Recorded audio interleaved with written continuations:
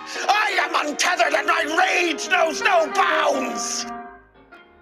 Ladies and gentlemen. All I know is you never had the makings of a varsity athlete. What is it with you and this obsession with this varsity crap? People come to us because we don't sell them on anything. They can't refuse because of the implication. You wonder ever you're a bad man? World needs bad men. We keep the other bad men from the door. Some things are a matter of duty. The world's greatest radio show in Tennessee. That doesn't sound right, but I don't know enough to dispute it. I was about to take advice from a clown who dives headfirst into the shallow end of the booth. It's Talk Sports with John Reed and Cody McClure.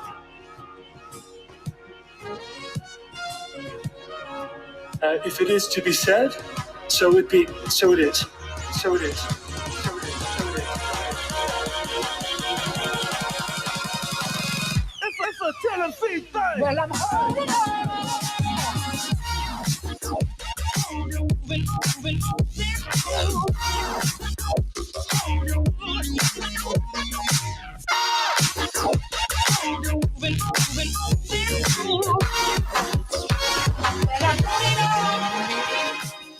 Back in the booth, back on the airwaves, coming at you live from the White Claw Hard Seltzer Studios.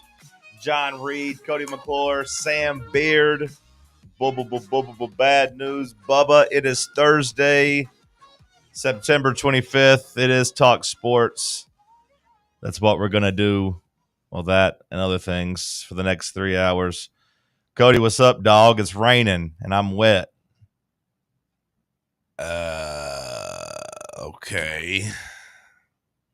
It is raining. Hello, everybody. Good morning. And I am wet. You're wet? Yeah. Why are you wet? Because it's raining. I But got you're locked indoors. out. I got locked out this morning. You did get locked out. I've never heard anybody beat on a door so frantically. I thought that it's a bad feeling. I thought the door was unlocked. I came in. I had to run something out to my car. And when I opened the door, it's pouring. I said, oh, well, I'm already committed. So I dropped it in. And then I went to open the door back up and it was locked. And I thought my keys were in my car. Now they were in my hoodie pouch. I could have unlocked it maybe just as quickly. But I was like, help! Help! Help! Help me! Help me! I'm locked out and it's raining. And luckily, Cody had not gone to like the coffee room or the kitchen or the bathroom. I'm not allowed to have a Keurig anymore. Luckily, he was just right there, ready to let me in. Yeah, I was like, whoa, take it easy. Take it easy. It's dry in here. Come on in. Good morning, freaks. Good to be here. Good to be anywhere. Yeah, I'm kind of enjoying this rain. I like this for a couple of days. What I don't like is when we have a season of rain. You know what I'm saying?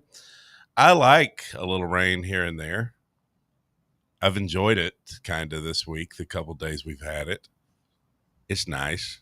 We needed it, as the old folks say. Could really use some rain. Crops are getting dusty. It's been dry out. My squash is not doing well. I like the rain. Perhaps I'll just continue drinking this chocolate milk and looking at this young woman through these binoculars.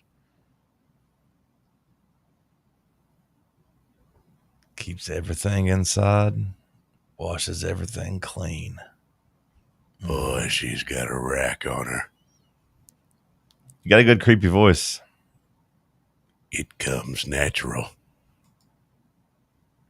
It's like an old guy, he's lived a tough life and now his crops aren't doing well. Wrong kid died. So anyway, happy Thursday. Happy Thursday, brother. Hope you have a good one. Well, let's have us a great day. Thursday during football season is basically the start of your weekend. You get that Thursday night NFL game, some college action here and there. It basically means you've made it back. I remember getting some college action. Sam, how you over there? I'm doing pretty solid. I don't love this rain, to be honest with you. Okay. Brings the mood down. Yeah. I like the sunshine. Get fired up. It's hard to. Come on. When it's gray and rainy out. Get fired up. I used to have one of the dads back when I played football. He was like on Fridays, we'd go in and talk to him before games, and he'd be like, "Are you fired up?" And it'd be like noon. We'd just go over there like at lunch. We'd have a game like, 7 hours later. No, sir. We're trying to pace ourselves. I got a few more classes. Well, get fired up. That's what he used to say. Well, it's 1 o'clock, sir. We got time. I mean, we'll get fired up later. But I'm fired up for the weekend for sure. Great. Might be the best weekend of ball watching like on the calendar this year. Okay. That's what many people keep saying. I don't disagree. Yeah, the college football slate looks quite incredible for the weekend. I'm excited. Now I'm still at the point where Tennessee just takes the precedent of over all of it for me, so I have a hard time getting excited for the whole entire weekend. I'm kind of just focused on Tennessee, Mississippi State. It's disappointing. It just is what it is. I'm balled up. Are you saying that not college footballed up? Nope, I'm balled up. Exactly. That's why I said I'm balled up. I didn't say I was college footballed up. I said I'm balled up. You can be both. Nope, one's got to win out. What you need to be is fired up. So would you say, with what you just said there, would you say that, God forbid something happened at Mississippi State, that you would not watch the Georgia-Alabama game? Is that kind of where you're at? If we lost to Mississippi State, would I watch Alabama, Georgia? If we lost to Mississippi State, I would not watch Alabama, Georgia. No. You wouldn't watch Oregon, Penn State either? Probably not. Probably not. I hear voices. The TV's on outside. That's what it is. They're just in your head. If Tennessee lost to Mississippi State, yeah, I think that'd be enough college football for me that day. See, I think I'm with Sam. I want to watch all these games. Now, it'd be quite a damper if, but I got to think I would still have the games on. Like, I'm not just going to turn the TV off, when Alabama and Georgia or Oregon, Penn State are playing. Yeah, I'd go find something else to do. Like what? Watch a movie. Watch a movie? Yeah. With football on? Go dancing. He's not a football fan. I'm a Tennessee fan.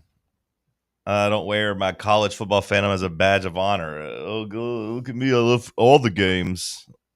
Well, it's not about loving all the games. I love all the games. No, congrats to you. I like Tennessee. You can't say that. It's not like we're talking about, let's go watch Ball State and Toledo. Well, I mean, it's two pretty premier matchups there in the evening. I think you and Sam are saying two different things. I think Sam's saying he is excited for Ball State, Toledo. No, I mean, I'm just excited for USC, Illinois at noon, Notre Dame, Arkansas, USC, Illinois at noon, Ohio State, Washington, LSU, Ole Miss, Auburn, Texas Ohio A&M, State, Washington, Indiana, Iowa, Oregon, Penn State, Alabama, Georgia. Yeah. God forbid the guy who talks sports for a living hates watching college football. I'm fired up. I'm fired up. For what was that? Indiana, Iowa? Yeah, I'm real. Yeah, two ranked That. teams. What was the other two one? Two teams that have potential college football playoff implications.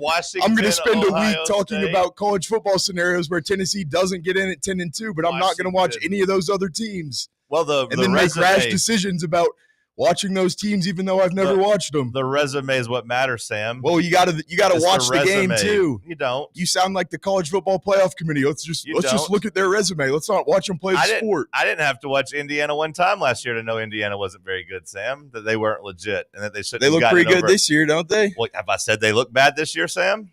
I don't know. You haven't watched them play because you don't like watching football outside of Tennessee. I haven't said one bad word about Indiana yet, so that's what we call a straw man argument, Sam. That's when you know you're beat and you start throwing out random things and try to make a different point. That's not what I said at all about Indiana. There's no winning side. I didn't have to watch. I just hate watching football. I didn't have to watch Indiana beat the hell out of Illinois to see they dropped 63 points, Sam. I was able to look at that and say, yeah, Indiana, they seem pretty damn good this year. I didn't have to spend 1 second of my life watching Indiana, Illinois. There's like 12 good football games this week. Well, excuse me for not running to the TV for Ohio State, Washington. I think I'm good on that one. All right. Well, the issue is for me that a lot of these games will be on at the same time. So typically I might watch an Ohio State, Washington, but not while LSU Ole Miss is on. I need to be somewhere where I've got multiple screens. I need to be in the bar rooms. Saturday is where I've seen you at a bar room walking around. You don't watch the games when you're at the bar. You just run around talking and drinking. Yeah, you don't even watch the games when you're there. Now, don't take it out on me because you and Sam are fighting. You've seen me in a mingling situation. That's different. I'm talking about being at a bar with just a couple of buddies. That two different things. You know what I'm saying? You can't watch 5 games at one time. You're not watching. No, not well. You're basically doing the red zone, keeping up with the score thing, which is what you're yelling at me for doing. You're doing the same thing. I haven't yelled at you. Well, I'm saying you as a show, you and Sam. Me as a show. You can't watch 5 games. What at are we, one time. an entity? Yeah, you can't watch. You can't watch 5 things at one time. You gotta pick something. We're conjoined twins. Yeah, that's what I was gonna say. We're like those conjoined twins. I don't know their names. Bubba, how are you this morning? Go ahead and push me over the edge. This guy's a joke. No, I'm doing okay. Watched the Lane Kiffin mini lives of Lane Kiffin last night. I did too. How was that? How do you guys feel? I have a lot of thoughts on it. Okay, go for it. Shoot. All right, so we, in a way, I kind of feel bad for Lane because his father was a great guy, so you kind of expect him to be. But it seems like he was put into the spotlight too early, too soon. Child star. Very good PR for Lane overall, I feel like. Screw Al Davis and the Raiders. Jamarcus Russell's the hill that the guy's dying on. That's crazy. USC was pretty dominant with Reggie and Matt going on there, and probably a lot of other guys that I'm just not naming. I already knew that. Screw Pete Carroll. What'd Pete Carroll do wrong? Mark Packard Nothing. thought he was cooking with the snake comment, but he wasn't. Those who know. New Keith Richardson. Tennessee and Lane could have been so fun. I know, Bubba. For a year or two. Did he really want to be a father? Because it seems like the choices that he made just kind of led to other choices, and he's like, oh, well, here I am now. Like, now I have daughters, and I'm pretty young, and I care more about football than I do my family. And then we kind of see that eventually spill over into his personal issues, where his wife stays back in Cali whenever he comes all the way. I thought, it was weird to see the style of the Tennessee fans, because I feel like nowadays we'd see more frat-looking guys than we would not, that were out there rioting that night. But also, it could just be winter time in 2010. We've got the ultimate Chad move where Pat Haddon was sleeping on the plane as before he fires him on the tarmac. I thought that was absolutely just total could be the move right there. He did call the Vols a top 5 job, and I said, heck yeah, brother. Did you have a yellow pad out when you were watching this? Or yeah. Okay. I just had the thing. I'm not just taking notes as it went on. Pretty big ego overall, and he's kind of introspective about that, but just the way it is. I bet producers absolutely love this shot of Nick Saban walking into the camera. What shot? There's a shot whenever you said this shot. We can't see the shot. That doesn't work on your legal pad. There's a shot on the thing where they start talking about the Kiffin coming to Alabama, and they're just because of this man, and then they have just a figure in a suit just walking through, and then he just sits down in the chair, and it's like, oh, that's Nick. Okay. Basically saying Kiffin was at his lowest, and he had just been fired, and if only there was someone who could save him.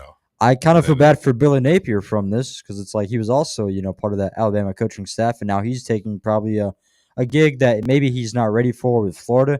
And so maybe we'll see him rebound in the future. He's like that fourth dragon when you Kiffin, Sarkisian, Kirby Smart, and then he's like the other one. The goofy one, yeah. Hey, I'm a head coach too.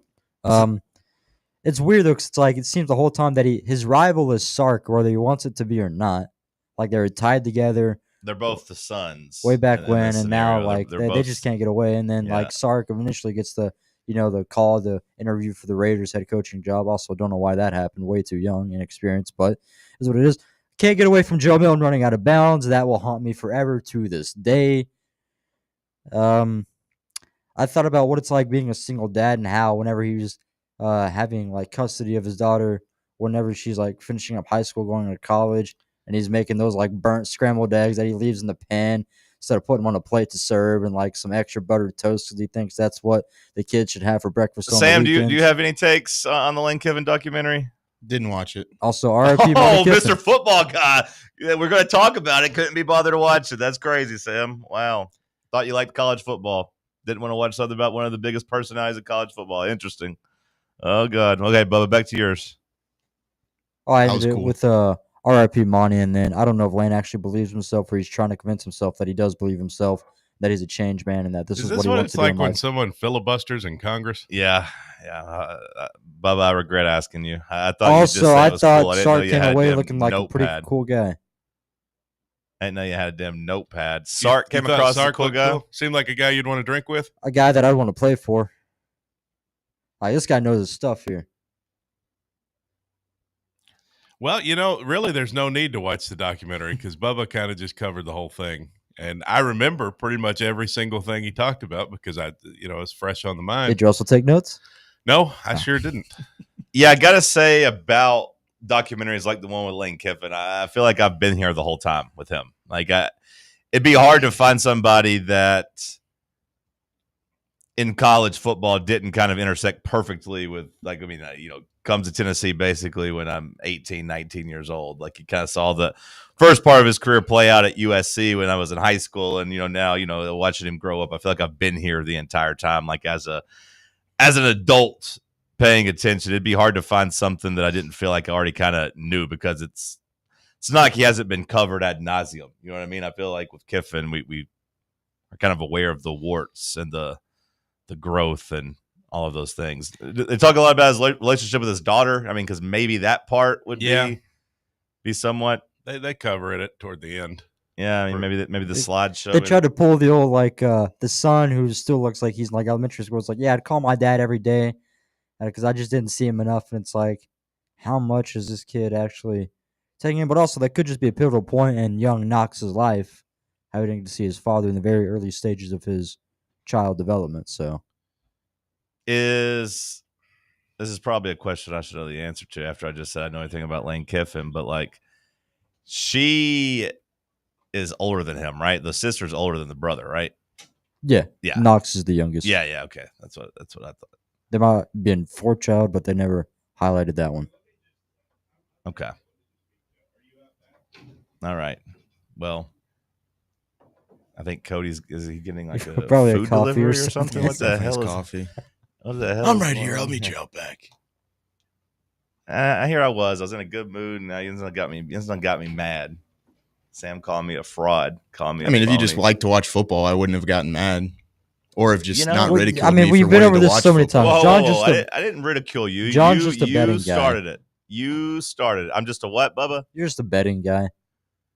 You said this before. How you only care about sports that you can bet. The money monster would be disappointed in you. Well, there's some truth to that, no, Bubba, this is the true money monster. I don't even always have to watch the games I bet on either. That's dangerous. Well, sure it is, but I've had worse luck lately with watching them and doing the wrong thing live and with cash outs and whatever. You should just bet on esports if you're not going to watch it.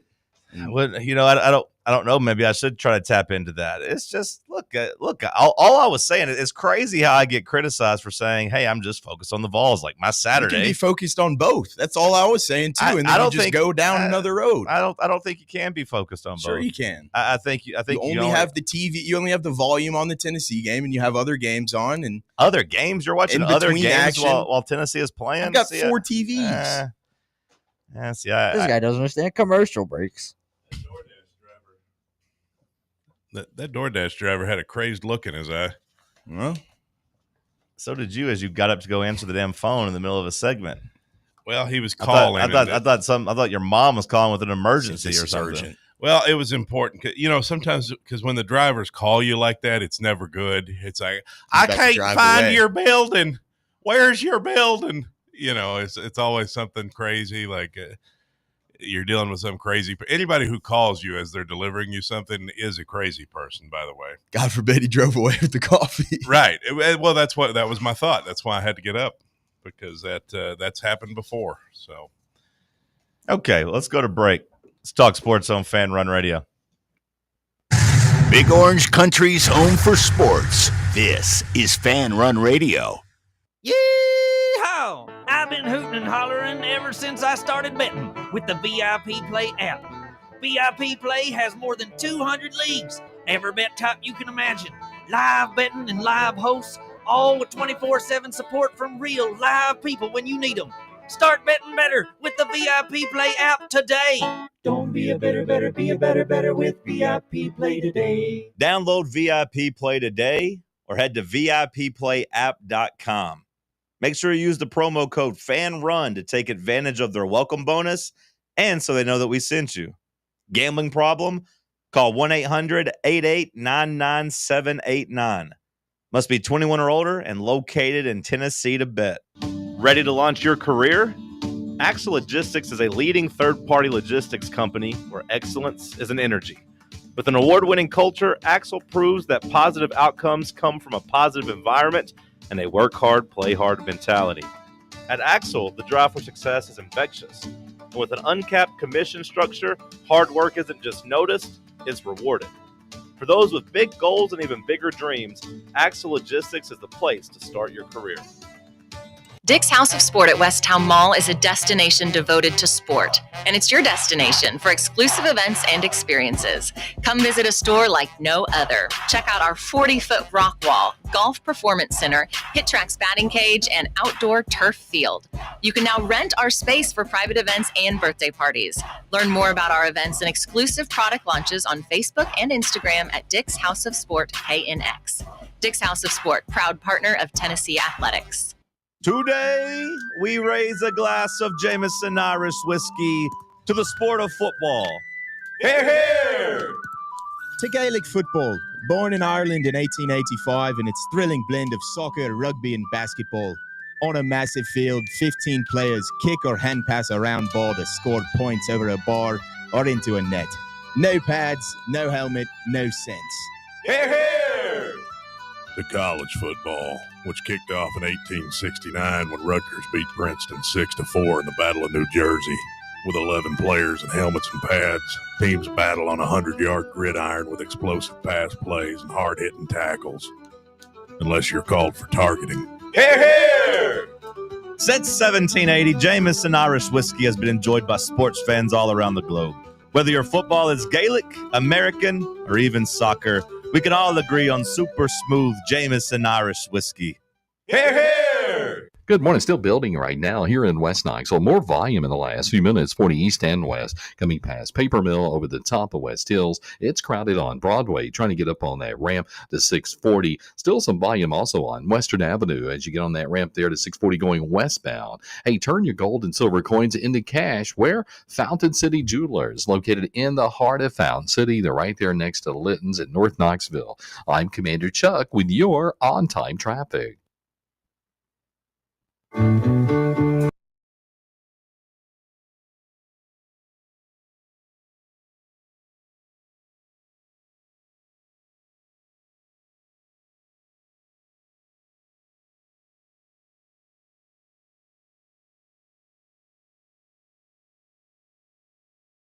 Announced yesterday they're going with the all orange look, which I do feel like is an advantage in a whiteout. If you're Joey Aguilar, your wide receiver should be popping down the field. You should be able to easily find them. You know what color your guys are. Going up against white jerseys and a white crowd, that orange should stand out. I'd like to know the last time we went all orange back-to-back. We did this last week against UAB. Very rarely do you see the orange tops and orange breeches as a combination, but in back-to-back weeks, it's a rarity. Tennessee heads on the road. First road test for Josh Heupel this season. First road test in the SEC period for Joey Aguilar. When you're ranking things that you're concerned about, where does Josh Heupel's road woes rank in this game? It's up there. It's up there just because of the past. I mean, given what you've seen, you know. But I don't know, man. If you use a lot of context, if you try to really break it down on when he's been bad on the road, I don't want to just make a bunch of excuses for the guy, but with a good team, like there's people that would tell you, and I don't know the extent of this, but there's people that would tell you that South Carolina game that they had our signals and all that, and we couldn't overcome that. I don't know how much they cheated or didn't cheat, or if that's even real. But if you want to say that, you can make an excuse there. You could say the other road woes you've had have come when you didn't have a good quarterback. Joe Milton at Florida, not good. Nico at Arkansas, not his first road start, but I guess his second road start as a young kid out there playing quarterback. Like, I'm just saying, if you want to make some excuses for Heupel, you could do that. You could add some context on the road woes. Joe Milton. Or maybe it's just a thing with him. It's a concern. I'm interested to see, just because, it's the first time we'll see Joey on the road. So, Sam, where does road woes rank on your level of things you're concerned about? Where do they rank? I mean, they're a concern with him. I think, to me, it's more of a concern because you're going up against a team that is like running a similar system to you. And so I do think that maybe at times, like you go on the road and you can it's hard for some teams around the league to kind of prepare for the offense that Tennessee is going to go run and everything like that. But I do think that Mississippi State and Jeff Lebby kind of having a similar system and just practicing against that every day, I imagine there's going to kind of be an element of familiarity with them and just kind of knowing that, it's not something that's just super foreign to them in a big game environment. I do think that kind of gives them a little bit of comfort just knowing that they're kind of going up and matching up against a team that is kind of architected similar to kind of how Tennessee is. Shouldn't that be an advantage for Tennessee, though?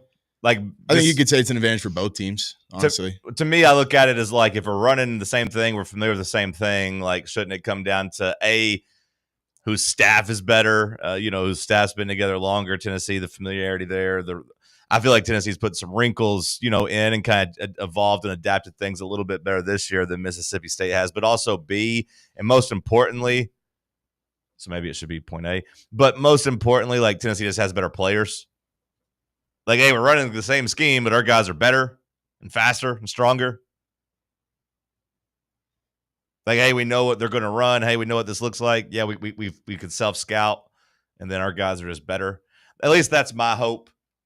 Now, Cody, you talked about the Arkansas game, and you said, you talked about quarterback, right? You said quarterback, a big reason there for Florida 23, Arkansas 24. Is that what you boiled down the struggles in Fayetteville to? Was it Nico the reason that you think we lost that game? I mean, I don't know what else you'd boil it down to when the defense played as well as they did. Like, they gave up a drive in the second half that and they kind of let Arkansas just control the clock on you, time of possession. So I can't put it all on Nico, but part of that is Nico not being able to do anything offensively. You just got out to a really bad start in that game when you let them milk that whole first quarter and drive down there, and which I guess you can't put that on Nico. So I won't say it boils down fully to Nico, but him only being able to muster 14 points is obviously a big part of it. Yeah, see, I'm still not comfortable blaming all the offensive woes last year on Nico. No, not all of them.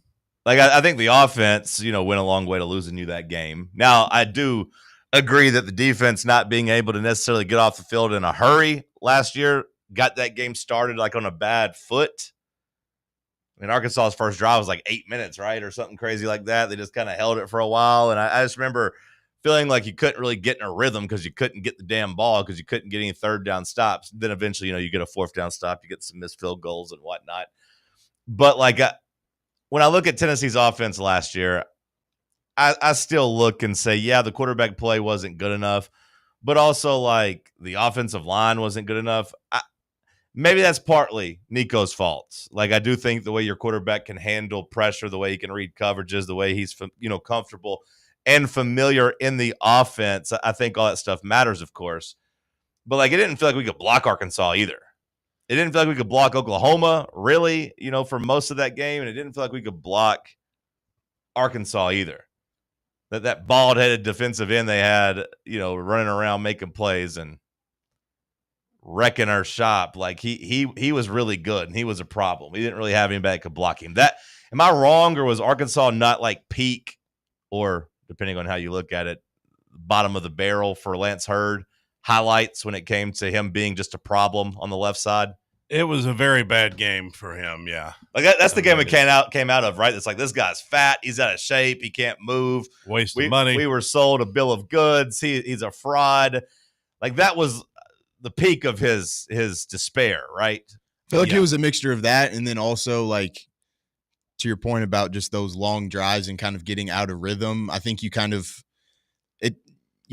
taken out of your game plan a lot last year with just like Nico not being able to maybe operate just like what they were wanting to do. And you saw so many of those like rollouts. Hey, let's go let him be an athlete and kind of make a play off script. And I think just not the consistency of being able to kind of run your system drive to drive, I think eventually kind of just caused some of those hiccups in between. Well, also, I don't want to retcon the system either. I thought the system sucked last year. Now you could say it's Nico's fault so that he couldn't run it, and I'll listen. But like I think when you have Kelsey Pope and other offensive coaches talking about them going back to the drawing board and fixing things this year, I don't think that's all Nico's fault. I thought the play calling, I thought the offense was a little stagnant last year. I thought it was a little vanilla. We can only watch so many of those quick screen passes before you want to blow your brains out. So like again, I don't want to blame all the road woes last year on Nico. I think Lance Hurd deserves a lot of blame for the Arkansas game. I think the coaches deserve a lot of blame. And also I think the wide receivers were still not good enough last year. Yeah, when this offense is working, it's because it's working in a rhythm. It has to have rhythm to work properly. And I say all that just to get to how I feel now about going into Mississippi State on Saturday. I have a lot of confidence in Lance Hurd. I haven't seen one bad highlight of him. I've seen him out there pancaking people, wrecking shop, playing his way, into being an NFL draft pick. We'll see, if David Sanders, who, by the way, on the injury report listed as questionable, I feel like that's a step in the right direction. Heard some rumblings that, that he's gearing up for a debut.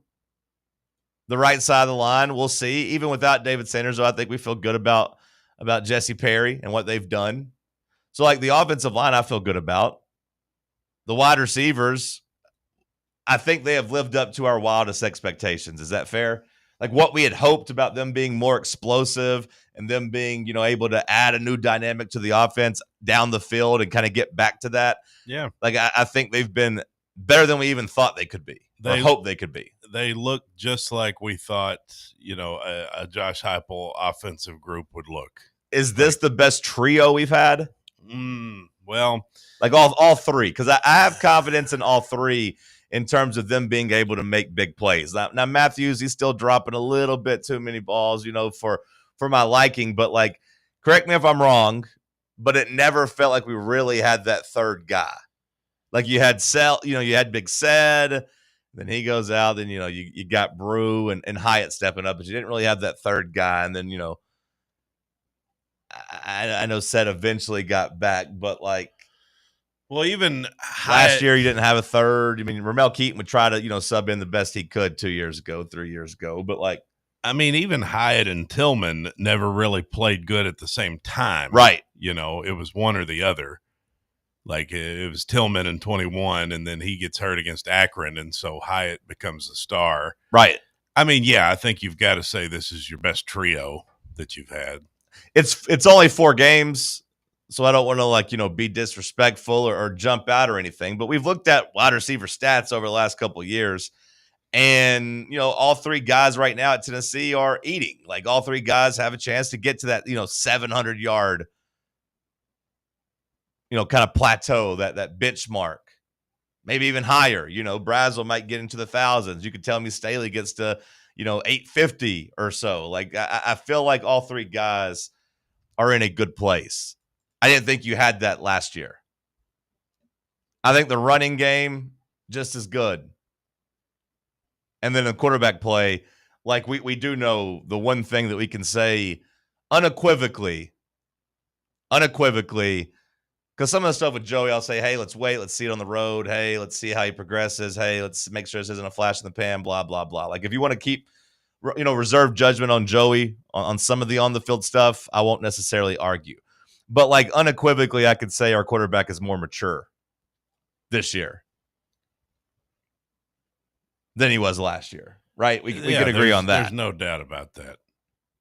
You can go ahead and say that. Like, I think we have more confidence in him going on the road and being able to handle himself and run the offense and do what he needs to do, carry himself as a leader, all those things. Like, we have the utmost confidence in Joey to do that. Now, whether or not he, gets a little nervous on the road or maybe, reverts back to some turnover problems or tries to do too much. Like, I still want to see that. I still want to reserve judgment on that. Well, but just in terms of maturity and feeling like a leader, the type of leader you need to go on the road and win these games, I feel like I'm very confident in him in that regard. It remains to be seen what he's going to look like on the road. I feel like he's going to be pretty good. I mean, I think either you got a quarterback or you don't. Like, some of the road stuff it can be blown out of proportion. I'm not saying I know a road crowd affects a quarterback big time, but if you go over there and you make a statement and you score early, it's less of a problem. I do think it's important that you get out ahead in this game. You don't want to let them get you down 14-0 or something, and then their crowd's juiced for the whole game. No, I agree with that. The fast start didn't help us with Georgia. Georgia's a different animal. But, like, we don't want to be in Georgia's position. And not saying we couldn't come back, if they jump out to a 14-0 or, just a 14-point lead in the first quarter, because ours was, 21-7. Yeah. But Georgia's able to walk us down. I don't want to test Tennessee's championship DNA or championship makeup just yet. No, it'd be nice if you could go over there and just take care of business, and control the game. I mean, game flow is very important. Game control and rhythm and, like I said, all those kind of things. Like, when you went on the road to Arkansas last year, you never got into any sort of a rhythm. And I think you did coming out of the second half, which was what made that game so frustrating. And this is why I couldn't blame the entire offense. But then the defense couldn't get a stop. Your special teams gets roughing or running into the punter or whatever to extend the drive. And then, the offense kind of got clicking. 2 touchdowns were out the half. And the defense kind of let you down the second half, I feel like. At the end of the day, you either have a quarterback or you don't. And I feel like we do. So I'm not too worried about the road being the issue for Joey. Last year, Dante Thornton, your leading receiver, 26 catches, 660 yards, 6 touchdowns. Your number 2, Brew McCoy, 39 touchdowns, 39 catches, not touchdowns. 39 catches, 472 yards, 2 touchdowns. So between the two of them, 1,100 yards, 8 touchdowns. That was your top 2 receivers. Already, right now, Chris Brazel has 6 touchdowns. Like, already he's kind of, matched your wide receiver touchdown production from your lead guy last year. He's already at 426 yards, which basically would put him at second last year. Staley and Matthews both with 280, 250 yards, 2 touchdowns each. So, like, you're going to have 3 guys that have a chance of outpacing your number 1 receiver last year. It shouldn't be. Because at this hard. point, do you think Staley and Matthews get 660 yards? Because I do. Yeah, I think it's very possible. It shouldn't be too hard to be better than last year's receivers. You're better on the offensive line. You're better at receiver. You're better at quarterback. I mean, hell, your offense is just better. They did a good job in the offseason of fixing some things, it would seem. Running back room is balanced. Like, Tennessee is a much more complete offense. And I don't think it's too early to say that because, yeah, you've gotten to beat up on UAB and ETSU, but you've also played Georgia. And we haven't seen Tennessee's offense look that good against Georgia ever. So for sure, and you also got to beat up on teams last year, in those stats too. So it's not Kent like State, Chattanooga. Yeah, it's not like those players didn't have a chance to put up stats against those teams either. So I know what you're saying is fair. Like, hey, you've only played 2 real teams so far, but through 4 games, it's pretty good. Yeah, and that Syracuse team, I mean, maybe they're not bad, No, I think they're a real team at the very least. Like, I think they proved that this weekend. So I think, I mean, they're probably going to be comparable to NC State last year or better, maybe. That NC State team wasn't very good. We'll continue the conversation. Let us know in the chat your biggest concern for the game this weekend. What are you most worried about? And don't say Mississippi State scoring 1 more point than us. Don't say that. Sam, send us to break. Let's talk sports on Fan Run Radio. Can't get enough Fan Run Radio? Download the free Fan Run app and take the best Tennessee sports conversations with you wherever you go. At Knoxville Insurance Group, they understand the challenges many consumers face when searching for insurance coverage. That's why whether it's for you, your family, or your business, they create a coverage plan specifically for your unique needs. Knoxville Insurance Group is an independent firm, which means they aren't beholden to just one insurance company. They search multiple companies acting as your negotiator to find you the best possible policy and price. Start a quote in minutes at KnoxvilleInsuranceGroup.com or call them today at 865-694-9788. White Claw is taking hard seltzer to new heights with White Claw Surge. At 8% alcohol, White Claw Surge is a stronger wave of refreshment that doesn't compromise on taste. Available in 4 bold waves of flavor like ripe blackberry, citrusy blood orange, zesty natural lime, and tart cranberry. Check out your favorite retailer in-store and online for the White Claw Surge Variety 12-pack and 16-ounce single-serve cans. White Claw Surge. Please drink responsibly. The number one problem we see at our clinic is delaying treatment. ED can get worse. Book your appointment right now. Call 865-544-8220. Prefer privacy? Book online in under 30 seconds at menspronaknoxville.com. At our clinics, men's sexual health is the whole job. Look, I'm a normal guy too. I hate going to the doctor, but we've helped so many guys in here just like you. Even if pills have failed, our medical team is going to take the time to talk you through it. Same day in-house lab, and the treatments, well, they could change your life. Your local medical team has your back. ED, performance, Peyronie's, size and shape modeling. We tailor what works for you. I'll get to the point. Can you imagine epic performance and epic sex? Yeah, I said it.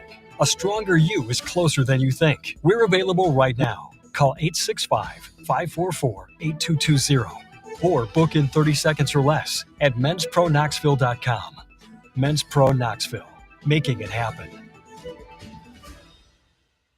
Your smile says it all, so make sure it's saying the right thing. At Knoxville Smiles, we believe healthy teeth mean happy lives. Now through the end of the year, we're offering half-price whitening with a cleaning. That's right, half-price whitening with a routine teeth cleaning at Knoxville Smiles. Call today to set up your appointment. 865-539-1776.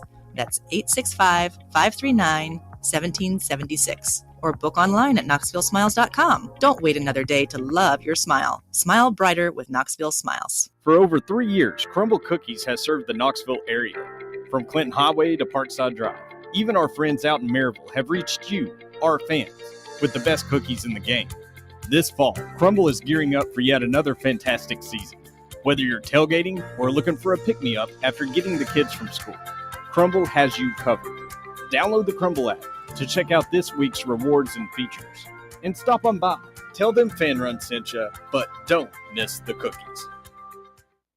Hey, Vols fans, Cody Brown here. I grew up right here in Tennessee and know what it means when someone says, I've got your back.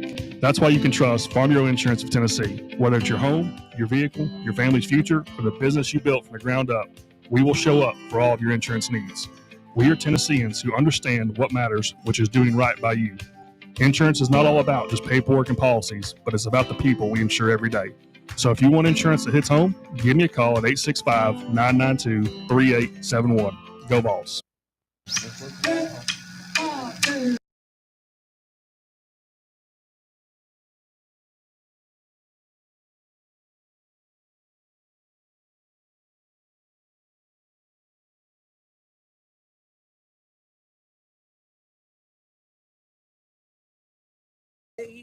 Talking Tennessee, Mississippi State. We'll be at Barley's, courtesy of our friends at Jameson on Saturday watching the game. If you don't have any plans, come hang out with us and watch it. Hang out with the Fan Run crew. JJ writes in, I think if we win this game, it'll be the same way Georgia used to beat us. Just be way more physical, long sustained drives to keep their offense off the field. Does that feel accurate to you? Long sustained drives. Yeah, like I don't think we're gonna do that. I don't see us being worried about their offense enough to where we're gonna try to do something different, right? Like we're still gonna play with our pace. I don't see Josh Heupel saying, "Hey, we got to keep Jeff Levy's boys off the field. Let's slow down. Let's go on those methodical 7-8 minute drives." Maybe I think we're still going to try to score as quickly as possible. Yeah, in the fourth quarter, we're trying to run clock. Sure, that's a little bit different, but yeah, I think we're going to try to do our thing. But you might see it where you get a couple of touchdowns lead, a 3-score lead or something like that, maybe, and you try to sit on the ball a little bit and get a little more conservative. I mean, I could see that. We've seen that happen in the past. Now, I've seen varying reports. Like, our boy Aiden at Fan Run wrote that this is the first sellout since 2018. And Sports Illustrated did write that. Said it's the first sellout since 2018. Now, I will say that I've seen a tweet from Mississippi State from November of 2023 where they say they have sold out the Egg Bowl. So I don't know if there's some type of caveat there, if Sports Illustrated got it wrong or what. You would think the Egg Bowl would be sold out every year. Yeah, like it only holds 60,000 people. You'd think that you'd find 60,000 people from Mississippi to come watch that damn game, whether they're Mississippi State Bulldogs or Ole Miss fans. Right. Yeah, I don't know. I don't know about that. I think the point is it's going to be a good crowd. Like they're going to be in full attendance for this one. And they're rolling out a gimmick. They're going white out. Yeah, all the fans going to be wearing white. It's going to be snowing.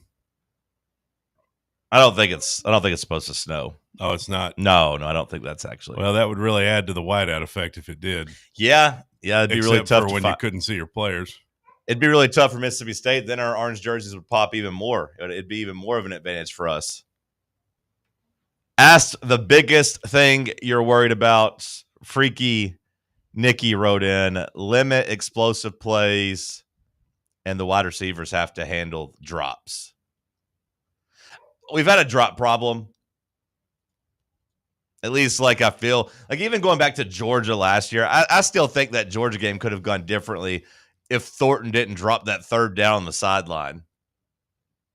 You guys remember the play I'm talking about on the sideline? That felt like a big play at the time. That was a bad drop. They didn't have a sellout for the Egg Bowl, by the way. They did or didn't? Didn't.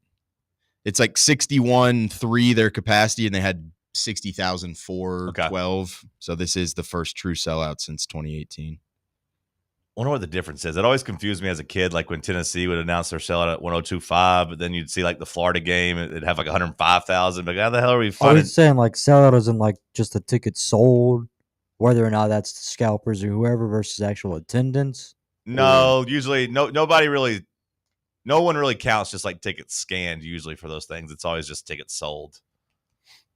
They could have had a sellout. Maybe they just didn't like Sam saying. Maybe they didn't release their full allotment. Maybe they only sold 99% of their tickets and didn't have the demand for the extra 1,000. Or I don't know.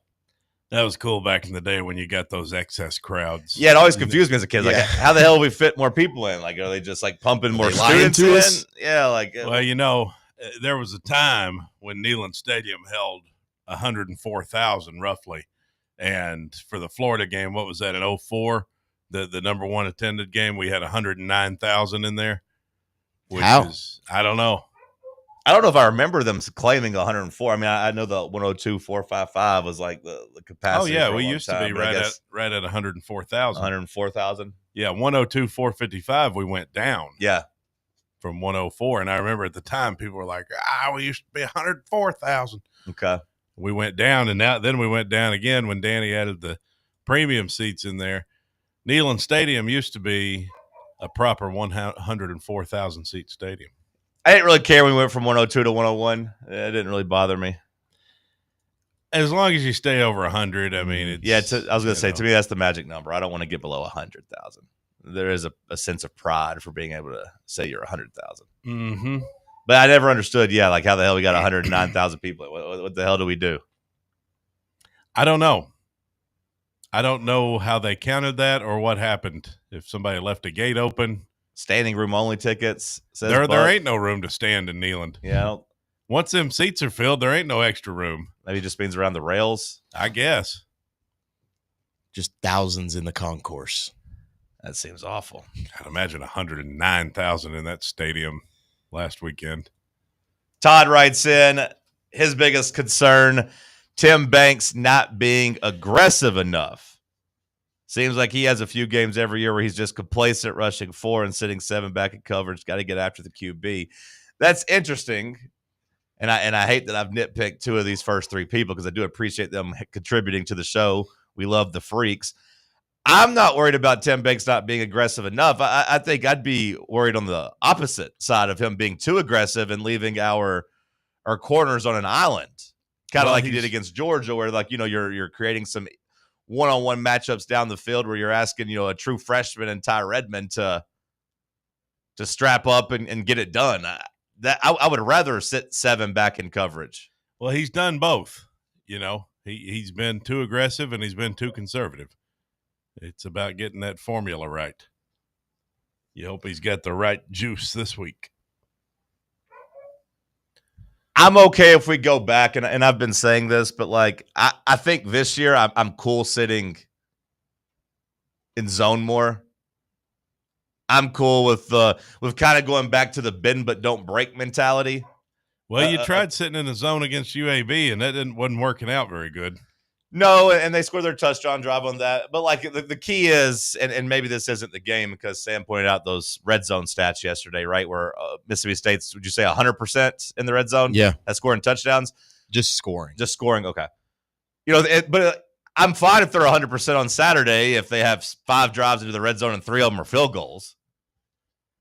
I would rather have that than give up big explosive plays on touchdowns in some of these games, just because I think Tennessee is going to be able to score points and score touchdowns. I am wanting a shift, back to the 2022 mentality of hey, we're an offensive team again. Because I feel like in 23-24, we looked and said, hey, we're defensive. Field position. Hey, we need these points are going to be at our premium because our defense is, awesome, and our offense can't necessarily do those big explosive things. I think the offense is back to being able to do some big explosive things now. So I'm okay if Mississippi State goes on a couple of sustained dinking and dunking drives that end in field goals. Now, of course, the key is holding them to field goals. You don't want to give up the long drives that end up in touchdowns. That's a completely different scenario. Yeah, and the key is then you got to score too. You can't go over there and have to punt half the time. You want to be able to be efficient. You want to be the best offense on that field Saturday. Brother CB, Freaky CB, checking in, saying that his brother is a Mississippi State alum and a Mississippi State football fan, and he is saying that it is by far the biggest game since 2018, Florida. That sellout we're talking about. So that would also, I guess, have been Dan Mullen's return to Starkville, right? That's right. So I guess that's why that one was so big. It's crazy to me that this would be bigger than all the Egg Bowls, but I guess, especially since 2018, there ain't been a lot of Egg Bowls that have had a lot of juice at the end of the years. I mean, there's been a couple. Yeah, by the time the Egg Bowl gets played, I mean, there's, at least one of those teams has got 5 or 6 losses. Right. So. Right, and maybe the year that it was good, maybe that was at Ole Miss. I don't know. It just seems a little surprising. Yeah. Well, I mean, Mississippi State has not been – I mean, you got to look back several years since things were good with Leach, but – 2021, they were 7-4 as a number 9. Ole Miss came to town for the Egg Bowl. I figured that one would be a big deal in 21, but – that was weird, too, because it was kind of COVID time back when Leach was doing his thing there. That's true. And so by the 21 season, I think we had full attendance. But, it was still a weird time. We'll continue the conversation on the other side. We'll take a little break. We'll come back with some news. We'll get you caught up on the things going around the world and in sports. Let's talk sports on Fan Run Radio. The flagship station for Tennessee football. Fans. Fan Run Radio. The Vols are headed to Starkville, and the Drive is headed back to the Casual Pint North Shore. Join Fan Run Radio for another Football Friday live broadcast of the Drive at the Casual Pint North Shore this Friday from 3 to 6. We'll have cold drinks, hot eats, and the best sports convo around as we get ready for the Vols in Mississippi State. It's the Drive, live this Friday at the Casual Pint North Shore, 2045 Thunderhead Road in the Blue Building next to Soccer Taco. With over 60 years of experience in the industry, Merritt Garage Doors has a wealth of expertise in commercial overhead doors in the East Tennessee area. Merritt offers a wide range of door styles like sectionals, rolling steel, high-speed, and sheet doors. They also supply and install a wide range of dock equipment. If your business is in need of overhead doors, no matter the type, look no further than Merritt Garage Door, Knoxville's best and most trusted overhead door company. Contact them anytime for a free estimate at 865-933-5319 or online at merrittgaragedoor.com. Knoxville, get ready. The big sports show is coming Saturday, November 8th at the World Exposition Hall. Meet your favorite sports stars, Hall of Famer Earl Campbell, baseball greats Wade Boggs, Dwight Gooden, and Jose Canseco, plus UT legends Shamiqua Holtzclaw, Carl Pickens, and many more. Autographs, photos, and memories you'll never forget all in one huge day. Tickets on sale. Get yours now at bigsportshow.com. That's bigsportshow.com. The Big Sports Show, Saturday, November 8th, Knoxville. Don't miss it. Inward Half is committed to the game and the memorable moments that happen in between. From the tee box to the tailgate, from the green to the big game. For the first birdie with Dad, the first big win with Mom.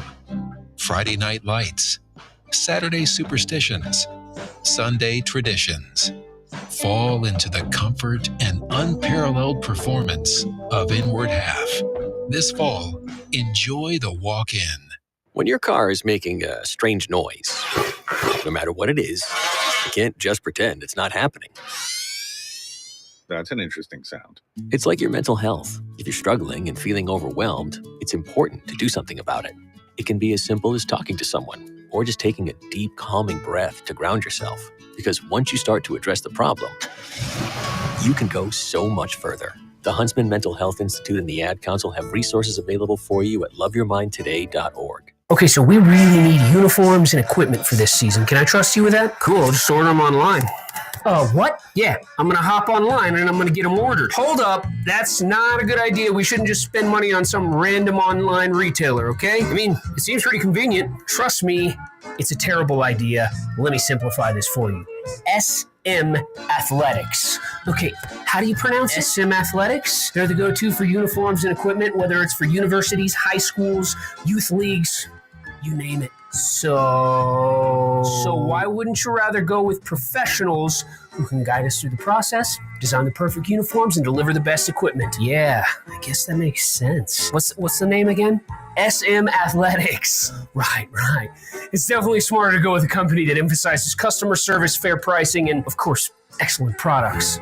Exactly. So, yeah, I guess it's settled then. For uniforms and equipment for all sports, it's SM Athletics. You're listening to FM 105.7 and AM 1340, WKGN Knoxville, and W289CU Knoxville, Fan Run Radio. In a world filled with deadlines and screens, sometimes we forget the simple joys of life, days filled with special moments. At Inward Half, we understand the essence of these moments. Feel the difference between our breathable fabrics and flexible apparel as you disconnect from the hustle and bustle and reconnect with what truly matters. Inward Half. Simple luxury for on and off the course.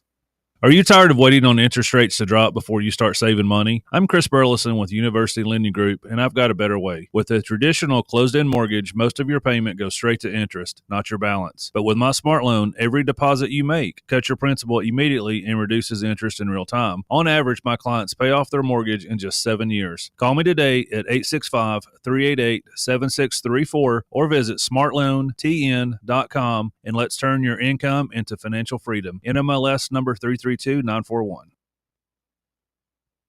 But to have him just admit that the reason he was a Vol was because of two big fat white women, really a shocking revelation from Brian Williams. You're listening to Talk Sports. Duke Cruz got me drunk, got me two fat white women, and I woke up, I was a VFL. He woke up like a piece of turkey, just right there between two pieces of white bread. Thick pieces of white bread. Texas toast. Just sandwiched right there in the middle. Airing every day from 7 a.m. to 10 a.m. I bet they made him breakfast the next morning, too. That's the good thing about those big girls. You wake up beside them, next day they'll take care of you. They don't just leave or ask you to leave. Next morning, you're going to get fed. Going to brunch with them is not about the Instagram pictures. It is not about the mimosas. It's about the satisfaction of brunch. It's not about the Instagram captions. They want the biscuits and gravy too. Matter of fact, they're like, hey, you know what? Let's just go to Cracker Barrel. Give me an Uncle Herschel's. It's funny you mentioned Uncle Herschel's because that's what I usually get. I know, Cody. On 1340 WKGN. Brian Williams. Thank God for Brian Williams just being honest with us. In a world full of faking, he just wanted the big women and bacon.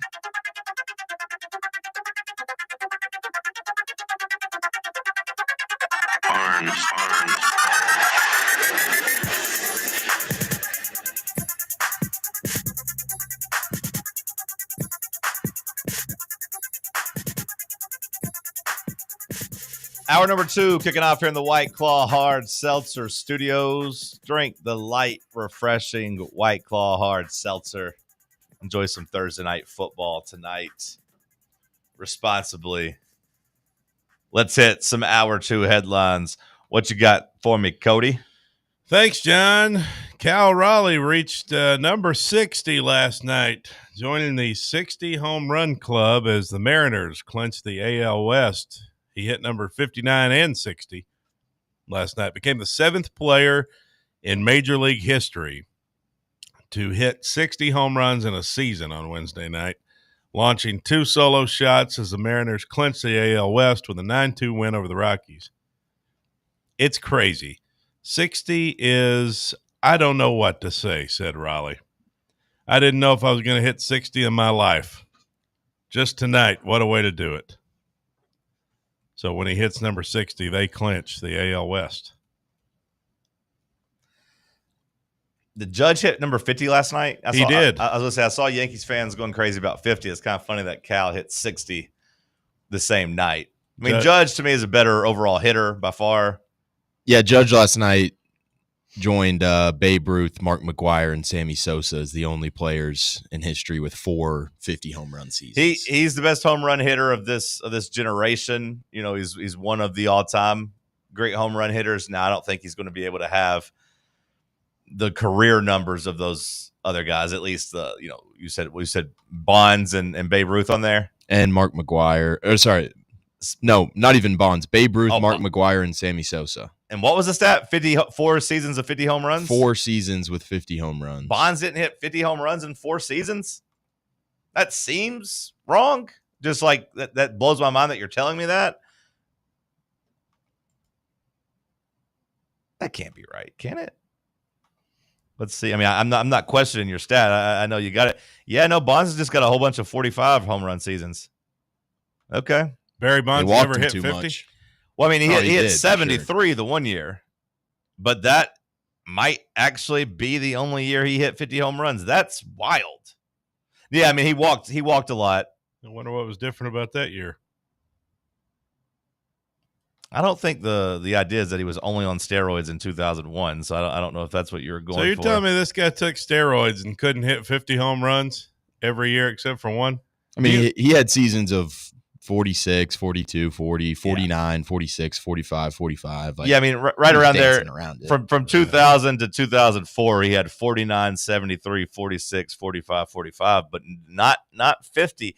I'd like to see. Can you pull up Aaron Judge's stats right quick, Sam? Can you give me like his at bats, his qualified at bats, not plate appearances, just at bats, career, just like per season, like this season, for example, or last season. This season, he's had 527 at bats. Okay. What about last year? 559. Okay. At bats, right? Yeah. See, Bonds at the same time from 2000, 2004. His at-bats, 480, 476, 403, 390, 373. In his 50 home run seasons, Judge had 542 at-bats, 570, 559, and 527. Yeah, I kind of would like to see, because Judge, I mean, correct me if I'm wrong, I might be coming across like a baseball idiot here, but like, he still bats like second in the lineup, right? Like he's still there. I'd like to have seen, I know that like Acuna, was batting leadoff for a while whenever he was a stud. I wonder if Bonds was playing now, if they'd have moved him up to second or hell, leadoff. I don't even know if there's a benefit to just having your leadoff guy on nonstop. If they're going to walk Bonds is to start an inning. I don't know. I know they've kind of shifted the idea of moving your best hitters up in the lineup. Could have gotten more plate appearances out of it. That kind of blows my mind, though, that Bonds only has 150 home run season. That's crazy to me. Overrated. I'm not going to say overrated because he does have 7 MVPs and 2 other second place finishes. Like that's pretty damn good. Judge, I saw MLB Network posted that Judge has the highest road OPS since Barry Bonds in 2004. Okay. And Barry Bonds was still blowing him out of the water there. He had a 1.259 OPS and on the road. Yeah, and Judge's this year is 1.147. Damn, I wonder what Judge's is at home or what Bonds would have been, because he was 1.42 overall. So I mean, he must have just been unstoppable at home. All right, let's hit some more headlines. What you got, Cody? It's the Mariners' first division title since 2001. How about that? The Astros have been dominating it. Yeah. Yeah. First time since 2001. That was 24 damn years ago. Yeah. Yeah, that's when the Mariners were on top of the world. They won like 116 games they won that year? And then I believe lost in the first round of the playoffs. That would break me. I guess they lost in the second round of the playoffs. Okay, they lost in the second round of the playoffs. To win 116 games and then get beaten 5 games, 4-1 by the Yankees, that would have broken me. I think because that wasn't even like a super great Yankees team. That's one that had, they were playing for the whole city after 9/11. That's the one that went on and lost to the Diamondbacks in the World Series. But that would have broken me as a fan to go 116-46. How did the Yankees not win the World Series that year? After 9/11 happened. Because the other team had Randy Johnson and Kurt Schilling. Yeah, I know, but after 9/11, you got Randy Johnson and Kurt Schilling. You got to win. That would have been 2 of the 4 best pitchers in the league, probably, or 2 of the 5 or 6 best pitchers in the league at the very least. You got to win it. Randy Johnson, Kurt Schilling. It's kind of wild. It's really wild. I got a lot of respect for Seattle. I got a lot of respect for the Mariners fans that are still around. I told you they went 116-46 in 2001. They didn't make the playoffs again until 2022. So to have their dream magic season end and then to go on a huge playoff drought until 2022, that's 21 years of no playoffs after having your heart broken. It would be hard to get out of bed as a sports fan. Well, maybe they'll do something this year. especially because the next 2 years after they went 116, they won 93 games both years and missed the playoffs. That would be pretty brutal. I'm rooting for them. I hope they win the AL. That'd be fun. Tony Hawk's skateboard has sold for $1.15 million. The skateboard that Tony Hawk used to land an unprecedented 900 in competition sold for over $1.1 million at an auction on Wednesday. The final price was approximately double the pre-sale estimate, it says, according to Julian's Auctions. Hawk was on hand for the Los Angeles auction, which also accepted online bids. The buyer was not disclosed. Somebody paid $1.1 million for a skateboard. Hey, if you got money, Tony Hawk's cool. People like skateboarding. If you're rich and like Tony Hawk, there's worse things to spend money on, I guess. Tony Hawk said, I hope it's someone that truly appreciates it, or that event or that object meant something to them, and it's not just a flex because they have money. I guess that's what I'm worried about. I would be stoked if it's someone that had a connection to skating, or that maybe they're going to display it somewhere for other people to see. It'd be kind of funny now, actually, if the guy's like, no, I'm just rich, and now I'm going to break it, Tony. I'm going to buy this skateboard, and I'm going to snap it over my knee and put it on the video. Other items from the 900 were also sold Wednesday, including $115,000 for his helmet, $64,000 for his sneakers, and $57,000 for his knee pads. Is Tony Hawk still considered the GOAT of skating? Yeah. Well, I can't name another one, so Bubba's shaking his head. Probably. Yes. I mean, I know he's considered like the Godfather. Like, I know he's untouchable. I know he's a god, but like like evolution, right? Sports, people get better. Like I see now, like his big trick was the 720, and the first time he pulled the 720, it was like, or is it the 900? He landed the 900 during the X Games. The 900 was his 1999. big play. But I feel like now people can land the 900 pretty easily. Like I feel like there's many people out there that can do that. Like I just imagine that skateboarding's gotten even crazier and even gnarlier. But I didn't know if anybody had passed him as the greatest. You were shaking your head, Bubba. Are you coming from a place of like actually knowing skateboarding, or are you just saying like, hey, Tony's the Godfather? He's just the GOAT. Yeah. I was trying to think afterwards, like, okay, there's Ryan Sheckler, who had a lot of potential because he was doing stuff at 13 winning X Games. There's Rodney Mullen, who's also in that status too. Tennessee Vol John Kelly, just because. According to just this quick Google search, which I think they're conditioning me now just to look at AI and just roll. I don't like that this is happening to me, but okay, this says a dozen. In 2020, it says a dozen. AI says 9. One, however, was a 14-year-old, and it was a girl, a 14-year-old girl. Did what? A 900. No. Which is 2.5 reps. 2.5 full circles. Yeah, sure.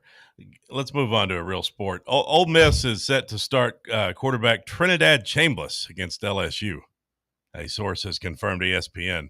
Trinidad Chambliss. Lane Kiffin denied that on Pat McAfee yesterday. But really? He's going to start. Yeah, I was going to have to say, I feel like that's him trying to. That's just gamesmanship. I don't want to give an unfair advantage. You can't go back to Simmons after the way Chambliss has looked. No, if it was Jackson Dart or somebody that actually built up some equity in your program, like even a Quinn Ewers, like I thought, look, I said all offseason I thought it was a red flag that Arch couldn't beat out Quinn Ewers because I didn't think Quinn Ewers was very good. So I don't understand why we were assuming Arch was going to be some legend. But even then, at the same time, like at least Quinn Ewers had built up some equity as a winner, taking his team to the playoffs the year before. Austin Simmons ain't done that, right? Like Austin Simmons, his moment was pretty much like, hey, it helped in the Georgia game. Am I wrong? Like, had he done anything else before then? Yeah, really? he had like one drive in that game. Like he helped in that game. Yeah, he scored and got him on track and, helped lead him to that. I don't take away from him, but like it wasn't the same thing as Quinn Ewers. So like Simmons got his chance. I didn't think he looked good at the start of the season. Nothing special in that Kentucky game. I got no issue with him going to a guy that looks like he's got a little bit more juice. Other SEC injury news, Auburn receiver Horatio Fields will be out indefinitely with a broken foot. He's the third best receiver for Auburn. And a big one here, Florida starting corner Dejon Johnson will miss the remainder of the season after undergoing knee surgery on Tuesday. He got a what? Oh, I get it now. He got an injury in Saturday's loss to Miami, and had to have surgery. So one of Florida's starting corners is done for the year. So that's good to hear. Okay. The future college football playoff format remains undecided after a committee meeting. The CFP Management Committee met briefly about it Wednesday at the Big Ten headquarters. According to ESPN, the group met for more than 4 hours. It was a regularly scheduled business meeting, but they spent only about 20 minutes talking about the format for 2026 and beyond. No decisions on that yet. Latest report I saw yesterday was from the Big Ten, I guess, trying to lead a charge for a 20-team field. We'll dive into it a little bit after the break. Stick with us. It's Talk Sports on Fan Run Radio. Streaming worldwide at fanrunradio.com and on the free Fan Run app. This is Big Orange Country's Sports Talk Radio Superstation. Fan Run Radio, Knoxville. It's football time in Tennessee, so crack open a cold beer that doesn't fumble the flavor. Garage Beer is 100% beer-flavored beer. No gimmicks, just cold beer. Built for bonfires, backyards, and beating Bama. Garage Beer is proud to be brewed right here in the Volunteer State. So pick up a 12-pack today and look for the drive celebrating Football Fridays at select Garage Beer headquarters around town this fall. American-owned, Tennessee-brewed Garage Beer. 100% beer-flavored beer. Blackford Veterinary Surgery Referral specializes in surgeries not regularly performed by your pet's general veterinarian. They're currently accepting referrals from vets all across the country. With their newly renovated state-of-the-art surgery center and highly trained staff, clients can rely on professional and thorough care. If your vet says that your pet needs surgery or rehab, ask for a referral to Blackford Vet and let them get your best friend back on its feet. Located conveniently in West Knoxville. For more information, visit blackfordvetsurgery.com. Citizens National Bank. Kick off this football season with a CNB Plus Perks checking account. Move downfield with free online and mobile banking. And cross the goal line with extended evening hours and Saturday banking. Banking at CNB has its perks. Find out more at cnbtn.com. Citizens National Bank. Banking never felt so good. Member FDIC. Vol fans, reimagine your home at Broadway Carpets and Flooring for any remodeling or building needs. With a variety of carpets, rugs, hardwood, vinyl, and stone, Broadway has all the flooring and installation options you're looking for, including pet-resistant products like Pet Perfect Carpet from Shaw Floors. Visit their showroom in downtown Knoxville or the location in West Knoxville located on Kingston Pike near Pellissippi Parkway today. Rickard Ridge Barbecue, located in beautiful Cove Lake State Park. Rickard Ridge is home of the best ribs in the Volunteer State. Smoked daily by pitmaster Mark Rickard. The barbecue at Rickard Ridge is mouth-watering, fall-off-the-bone delicious. Take the scenic drive up I-75 to exit 134. For directions and to look at the rest of the menu, visit Rickard Ridge online at rickardridgebbq.com. Hey Knoxville! Surfside iced tea and vodka, made with real brewed tea, is only 100 calories, 2 grams of sugar, with no bubbles and no troubles. That's right, zero carbonation, so it's easy to sip and enjoy. Headed to a game day or party at a friend's house? Bring an iced tea or lemonade variety pack from Surfside, or try their green tea and new raspberry tea vodka. Find the can with the sunset stripes this season. Surfside iced tea and vodka, sold at bars, restaurants, and stores near you. Surfside iced tea and vodka, sunshine in a can. Must be 21 or older. Enjoy responsibly.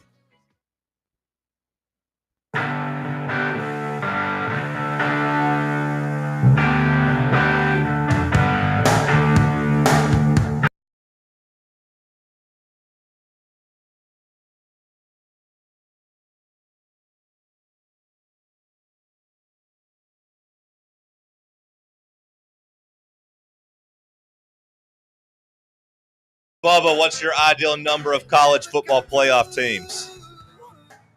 My ideal number.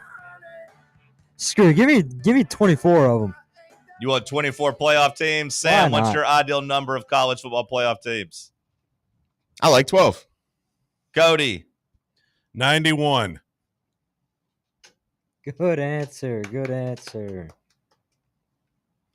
How many teams get a bye in that scenario? 41. I don't know, man. 8. I don't know.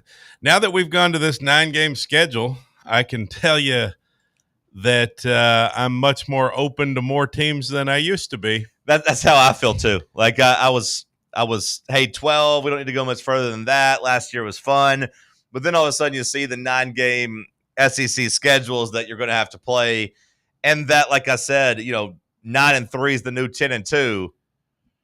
I do think you probably have to have some expansion to guarantee that at least some quality teams aren't getting left out, that you aren't being screwed by the luck of the draw. At what point, though, I get that aspect of it, but I want to preserve it to where there's just not average teams getting into the best part of the season. And I agree, and I don't know what the balance is. I don't know what the answer is or how to guarantee that, because I thought even at 12 last year you had some average teams get in. Now, I thought they were deserving at the end of the day, and nobody else kind of grabbed the ball by the old bull by the horns. Like, I didn't think Alabama deserved to get in. I didn't think South Carolina. Maybe they did, just because I thought their losses were close, and like maybe you could have told me they deserved in, but like Ole Miss didn't deserve to get in, and no one else really had a gripe. But I didn't feel like SMU was above average, really. At the end of the day, I didn't think Indiana's 2024 version. I'm sure some people around the country don't think Tennessee was necessarily playoff level good either, although I would push back, maybe because I'm just a Tennessee fan. I don't know. But this year, it feels early through the first month that we do have enough teams to fill out this 12-team playoff this year. Is that fair to say, Sam? Do you feel like early on the returns feel? You don't think we have enough to fill 12? No, I think we do. I think we do this year. Yeah, I agree. Like, I feel like, of course the season's got to play out, that this could all fall apart for some teams, but I have more confidence right now than I did last year that you're actually going to have 12 really good teams by the end of the year. Well, I think as the sport becomes more balanced, like with NIL, you're seeing that trend, of it becoming more of a everybody's got a competitive roster. It's not like it used to be where only the few really had all the best players. Yeah, I think to me more it's like there's no clear cut kind of top dog. Like, I think you can kind of group a lot of teams into similar categories right now, and maybe that's just an early season thing, but it does feel like there's just a lot more parity, kind of that 1 through 12 type of thing. It is funny that I agree with both of what you're saying, but we felt that way last year, and then Ohio State got to the playoffs, and it was just like, oh, wait, the most talented roster that got the most money spent on it, they're just going to find their stride and blow through everybody, and this playoff's going to feel really dumb because there aren't any teams that could actually play with them. And maybe that's an anomaly. Maybe that was just them catching fire and Chip Kelly remembering he knows how to call offense, and Jeremiah Smith being an alien, and Will Howard playing, 3 of the best games of his life. Well, even with that, though, they didn't catch fire until the right time. I mean, they did catch fire, and they did prove to be the best team, but, like, it had to happen at the end of the year. Like, we got an entire regular season of not really knowing who our national champion was going to be, which I think that's good competitive balance. That's fine, and the playoff discussion was fun last year, but it all felt kind of silly at the end of the year, did it not? Well, Texas could have beat them. Could have. Texas could have beat them. They didn't. Yeah. I don't think Notre Dame was beating them. No. I don't think Tennessee was beating them. No. Oregon didn't have a chance. Oregon did beat them, but then, that was early in the year. So it just felt silly to go through a 12-team playoff when, like, we clearly had, like, a juggernaut there the whole time. And I don't know if that's going to happen this year. But at the same time, I don't know if that matters. I don't know if it's just about the championship and whether or not all 12 teams can really win it, or if it's about dangling a carrot to all these other programs and trying to build people up, because coaches can point and say, hey, we'll be a playoff team, come here. And then maybe the playoff teams that get solidified then become, maybe championship level good. I don't know. But, like, you get more teams at the table if the end destination is just, hey, let's be a playoff team. Let's celebrate that. And that ultimately keeps more fan bases involved. Sam asked, at what point does that become watered down? I don't know. And I think that's what they're having so much trouble figuring out, because I would say ultimately the ADs, the people in charge, the commissioners, they want to make money, but they also don't want to have a bad product. Now, I don't know which one weighs out. I don't know which one matters more. I assume money matters more.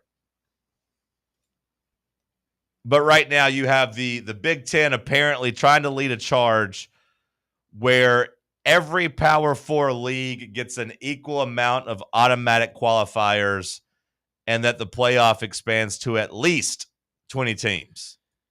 24 and 28 are being discussed. At this point, the toothpaste is out of the tube. You know, once you went to the 12-team playoff, I think it was clear that this thing's expanding. And like, you know, you remember the old arguments back in the day. There were people who didn't want the 4-team playoff. They said it's going to ruin the sport. Let's keep it as a BCS. But people had problems with the BCS. People are always going to have problems with whatever you do. And a lot of people say they don't want college football to be like the NFL because college football's regular season is what makes it unique. I think I disagree. I think that becoming more like the NFL might make the regular season better. And I've said that from the jump because I think that it keeps your team in play. I think back to all the years when Tennessee lost to Florida the third week of September and said, well, our season's over. Like, we're not going to win a national championship now. You know, like it keeps you invested throughout the season. And I think all those regular season games matter just as much because there's other things at stake now. There's seeding. There's still conference championships. Like, I think this has made college football better, personally. Maybe that's just I kind of agree with you, but then I do think it then, you know, like there was so much talk about how, hey, in the old format, Ohio State losing to Michigan in the final week of the season would have taken them out of the playoff, and now they just kind of get gifted a life raft, and then a team that is that talented on paper with that much money spent on the roster loses their opportunity in the regular season, but just kind of gets a, hey, here's a free pass into the playoff, and now you can go prove yourself right. I would just say in a given year, it didn't happen last year, but if that team was capable of losing to Michigan, I feel like that team would be capable of slipping up in the playoffs too. Like, you know, the best team doesn't always win. There's years in the NFL where, you know, the Giants coming from the 6th seed and the Ravens, the year that they won it, the last time that they won it, they were a low seed, right? Like, it's not always the best team throughout the regular season that wins it. Who would your national champion have been last year? Oregon? If it was just a 4-team playoff? If it was the old, like, BCS model? If it was a 4-team playoff and Carson Beck was hurt. Oregon or Notre Dame? Maybe you could tell me Notre Dame beat Oregon. I don't know. I don't know who it would be. And maybe that's ultimately my take, is that I'm fine staying at 12 for a couple more years. I'd like to see kind of how it plays off. And according to, I believe it was Ross Dellinger who wrote this for Yahoo, he said, as of right now, it doesn't seem like the powers that be are in a big hurry. They have to have a decision by December 1st on whether or not they're changing the playoffs for 2026. I do not want to stay at 12 if we're going to a 9-game schedule next year. I wouldn't mind seeing it play out before doing something drastic and going to 24 or 28. Like, I don't want to live in a college football world where we're guaranteeing 4 spots to the ACC and 4 spots to the Big 12. Because they've gone away from it. At first it was going to be like, hey, the SEC gets 4, the Big 10 gets 4, the other 2 get 2, and then we'll figure it out. And I think I could have lived with that because you still had a chance to get some at-larges. But, like, if you're going to tell me that we're giving 16 spots away and 8 of them are going to the Big 12 and ACC, despite the ACC looking a little bit better this year, that to me immediately screams watered down. Wait, you mean 4, 4, 4, and 4? Yeah, that's what the latest current Big Ten momentum, or what the Big Ten's trying to get. Why the hell would the Big Ten want to do that when the Big Ten and the SEC are clearly the big dogs at the table. Well, because it would lead to 24 or 28 teams, or even 32, I think is as high as they've even gone. Like, hey, we're guaranteeing 16 people a spot, and then, here's 16 other spots for the other conferences and the at-larges and whatever. Like that, to me, I would rather stick at 12 and take my chances in the 9-game conference schedule of seeing how these teams look versus going to 28 or 32. That's what I'm saying here. That seems like too many. Well, there's these other elements, too, where November becomes important. There was some talk about that, about qualifying games and things like that being in November, December. Would that make it more interesting for you? You mean like if they're doing 4-team playoffs into the SEC championship? Yeah, Is that what you mean? basically like play-in situations in November. Now, I didn't know they were talking about doing that in November. I thought that was like a December after the season type of thing. After the conference championships? Well, leading into the conference championships, because they can't do it in November because the season's still going to have their 12 games. Well, yeah, there was some talk. Maybe that was from the SEC though. Well, I think it was like, hey, we're going to push the SEC championship back a week, or what it was actually, Cody. What it was that basically the SEC championship weekend becomes like a 3-game series where the 1 and 2 are playing in the SEC championship for basically the title and assumedly the first round bye. 3 plays 6, 4 plays 5, and the 2 winners of those games get two qualifying spots. That's what it was. Yeah, that's what. So then you'd have your 2 conference champion participants, your 2 conference championship game participants playing. They'd be qualified, and then you have the 2 winners. So the 5 and 6 seed would potentially have a chance to win their way in. And then technically, you could say that would be a part of a playoff. Right, if it was a play-in game, you could technically say you made the playoff or whatever. Yeah, that was proposed. That was maybe that's lost some momentum. I'm okay with playing out this year, and then I'm not in a hurry to change this by 2026. Like the SEC has kind of said, the SEC has gone the other way. At first, they were fine with the 4-4-2-2, and then add a couple at-larges, which means 4 SEC, 4 Big Ten, 2 ACC, 2. That seemed better to me. Well, the SEC in the spring started saying, actually, we want 5 and 11.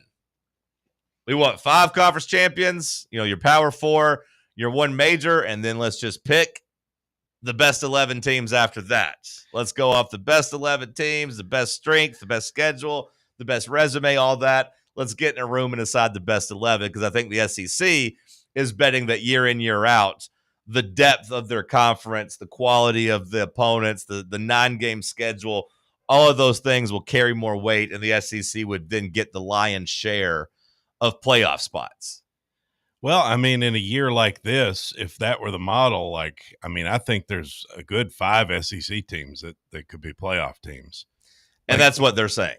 Like the Big Ten at the top, we discussed that. They're better. Like I think Penn State, Oregon, Ohio State, maybe throw in Indiana, there are probably playoff teams. But then, the SEC, to only get 4, you're going to be leaving out some pretty good teams. Just based on how it looks right now. We're only 4 weeks in, but I think the Big Ten is now, it's funny because they were kind of beating their chest for so long about the SEC and the schedule. Oh, we played 9 conference games. Those cowards only play 8. All of them take a week off in November to play, some loser school that they pay $1 million to. Well, now the SEC is like, hey, we're going to play 9 conference games, but we're also going to make our teams play a power conference team in the non-conference. What about you, Big Ten? And they're like, no, we're not doing that. We're just going to stick to our non-conference games and then let teams like Indiana and Penn State schedule just 3 loser schools. Well, it kind of seems like the SEC is making it harder on itself when it doesn't have to. Well, it didn't have to, but it there's part of it. I think they got bullied by the Big Ten coaches. Like, I really do think the Big Ten kind of got in their head with the 9-game conference schedule thing. But also, I think the money came calling. Well, and I do love that, we're going to play more league games because I think it makes it a better product. Mickey Mouse showed up and said, hey, actually, we are willing to pay you an extra week check, like basically an extra game check. We'll take our deal and we'll add a week to it or whatever, a game check to it. It'll be an extra $20 million or whatever the hell it would actually come out to. Much more than that, probably actually like an extra $80 million for the conference. Like, here you go. Take that. And the SEC is like, okay, sounds good. But they're also keeping the rule where you have to have a power non-conference game, whereas the Big Ten is just like, nope, non-conference games, that's it. The ACC, the Big 12, they play non-conference games or are going to, and they're going to keep their rule where you have to have a power conference opponent. But the Big Ten, all of a sudden, now they have the easiest schedule. So I guess to kind of re-sum it up, is there a magic number then for the playoffs or no? It's not that simple. I'm good personally, Bubba, with going to 16 next year. I think 16 is completely fine with me. Now you lose a little bit of the benefit of playing the extra game there, right? Like I think we'll have that discussion pop back up of, wow, is it actually worth playing in a conference championship game if I'm not getting some extra benefit of like a first round bye? Is that a benefit? Although we've kind of gotten rid of that anyways, right? By saying the conference champions aren't automatically guaranteed to bye. Now I think in the Big Ten and the SEC, that's still going to happen. But I just think all of a sudden the conference championship games, they're going to matter less and less. And I don't know if the SEC wants that because their game is still, not necessarily the Super Bowl of college football, but it's a pretty big damn selling point, right? In December when people want to watch that conference championship. And I don't think you want your league members saying they don't really want to play in it. Hey, it's actually better to not play for this conference championship. I can just tell you right now that the Big Ten, if we don't get this figured out, if we don't get it right, then the Big Ten's going to end up pissing me off. Well, they pissed me off last year, and they got respect last year that was pissing me off. Like Indiana getting respect when I didn't think they should have been. Pissed me off last year. Penn State getting to host a playoff game over Tennessee despite not having any wins last year pissed me off. Well, it's going to be the same damn thing next year if we got this 12-team playoff, and we got to go to we got to play Texas. We got to play Alabama. We got to play LSU. We got to play Auburn. And don't forget, we got to go to Georgia Tech to start the year. Like we're gonna have a brutal schedule. Yeah. And it ain't just us. Everybody else in the league's going to have a brutal schedule. And if I look up and Indiana is sitting there at 10-2 with losses to Penn State and Oregon, but they've won 10 games. Indiana, another double-digit win season. Kurt Cignetti keeps it rolling. And their best win is over Purdue. Now, I'm going to be pissed off. Now, what I would say back to that, Cody, is that last year the Big Ten had a moral high ground. We play 9 conference games. They only play 8. Well, that pissed me off too. Well, it did, but they've lost that because now the SEC and the ACC and the Big 12 are going to be playing 9 conference games and a 10th game against a quality opponent, whereas most of the Big 10 schools will not have that. They'll be fighting uphill now when it comes to talking about strength of schedule and all that, schedule balance and everything. Yeah. But I agree with you overall. It did piss me off last year, and it's probably going to piss me off this year too. Yeah. I just got to hope they get it right. We got to hope it's, you want it to be fair for the other conferences. You want them to get their say and have Not really. Well, but I don't really care about that. No, but I mean, fair does not mean even, in my opinion. Like when the SEC has a league as deep as it is right now. We don't need any damn DEI playoff teams. Exactly. Fair doesn't mean even. It means proportionate. Or I'm getting there off merit. Purdue, Wisconsin, Maryland, UCLA, Rutgers, Northwestern, Minnesota. Like, what are we doing? Sam sent us to break. Bubba, to answer your question, I think, to me, I'm good with 12 now. 16 feels like the number that I don't really want to go over in the foreseeable future.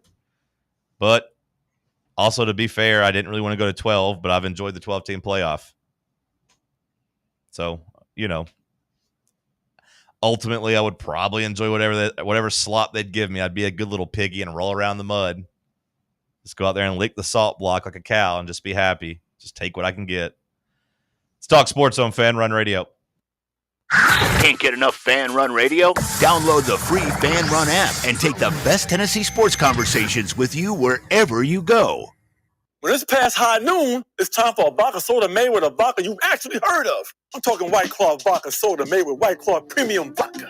JB Smooth only drinks vodka soda made with the world's smoothest vodka. And you can too. Pick you up a bottle of the triple wave filtered vodka that's been distilled 5 times. White Claw premium vodka comes in 4 flavors: black cherry, mango, pineapple, and just vodka. You haven't had vodka like this. No one has. White Claw premium vodka.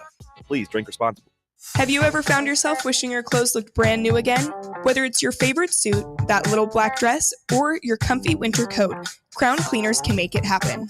From stubborn stains to delicate fabrics, the expert team at Crown Cleaners uses the latest cleaning technology to ensure your clothes come back looking and feeling fresh. Visit one of their 2 area locations, Kingston Pike on Bearden Hill or South North Shore Drive near Dunkin' Donuts. Online at crowncleaners.com. Crown Cleaners, a tradition of excellence.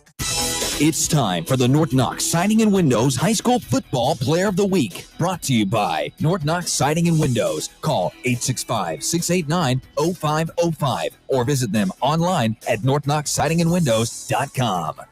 This week's North Knox Siding and Windows High School Football Player of the Week is Halls High School's Dom Culp. The senior linebacker led the Red Devils to their first win of the season last week, 38-24 over William Blunt. Culp finished with 13 total tackles, including a sack, and also had 1 interception as Halls improved to 1-3 on the season. Halls High School's Dom Culp, this week's North Knox Siding and Windows High School Football Player of the Week. North Knox Siding and Windows, locally owned and operated. They can handle all your siding, window, gutter, and roofing needs. Call 865-689-0505 for a free estimate or go online to northknoxsidingandwindows.com. Ready to launch your career? Axle Logistics is a leading third-party logistics company where excellence is an energy. With an award-winning culture, Axle proves that positive outcomes come from a positive environment and a work hard, play hard mentality.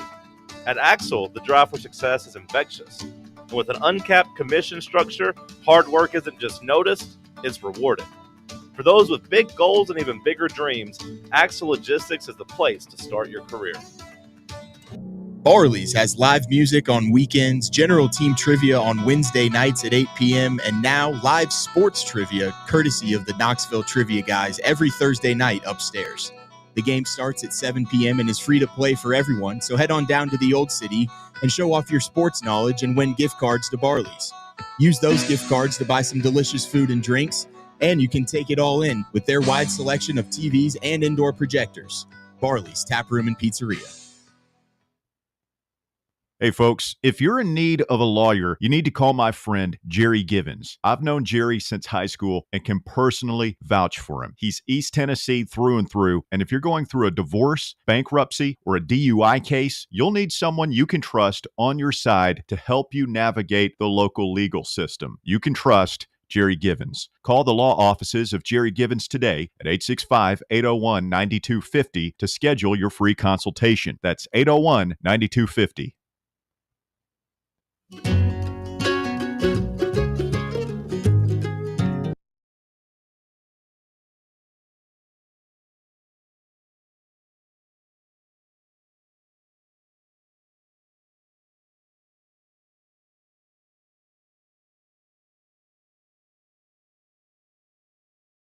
All right, let's head back over to the chat, check in on the freaks. Any other thoughts about the college football playoff? I mean, it feels weird to have that detour, but it was a big meeting yesterday. Yeah, we better make it. We better make it. Yeah. That's all I can say. Jared writes in, why does John care about how many teams there are in the playoff? He doesn't watch college football. Anyway, that's not true, Jared. How about you take your Q-tips, and I know they're not intended for the use, but take your Q-tips and stick them in your ear and get some of the wax out. Or else I got some water I got some of that medicine you could pump in your ear, some drops that'll that'll get it out. That's not what I said. I said I'm in Vol mode on my Saturday in September. I watched the playoffs last year, Jared, and I'll start watching more of the games as like playoff scenarios start impacting my team. Last year, I had to watch a bunch of games because we had 2 losses, and I had to try to tiptoe our way into the playoff.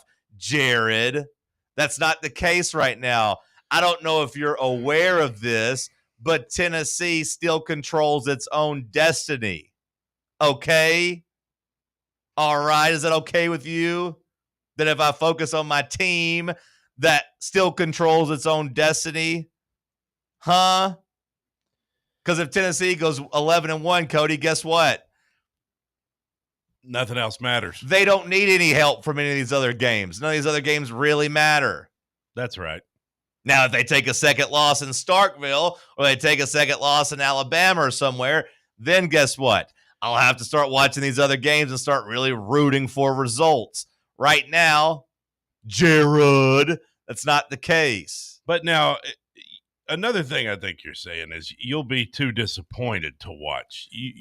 Yes. Is if we were to lose, that was the original question. You'd be out on watching college football that day. You'd just be too sad. Yes. Which I understand. Yes. Thank you. I knew where you were coming from there. If Tennessee beats Mississippi State like they should, I will still be watching Georgia, Alabama. Yes. Right. Thank you. Thank you for bringing that point back up. I knew that.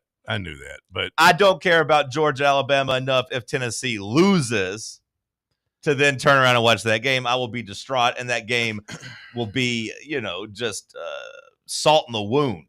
Right. Landon is in agreement with me. He said the thing that worries him the most is Blake Shapen beating us over the top for big plays.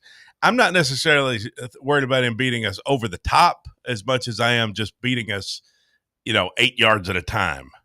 10 yards at a time. See, I'm more so worried about him beating us over the top.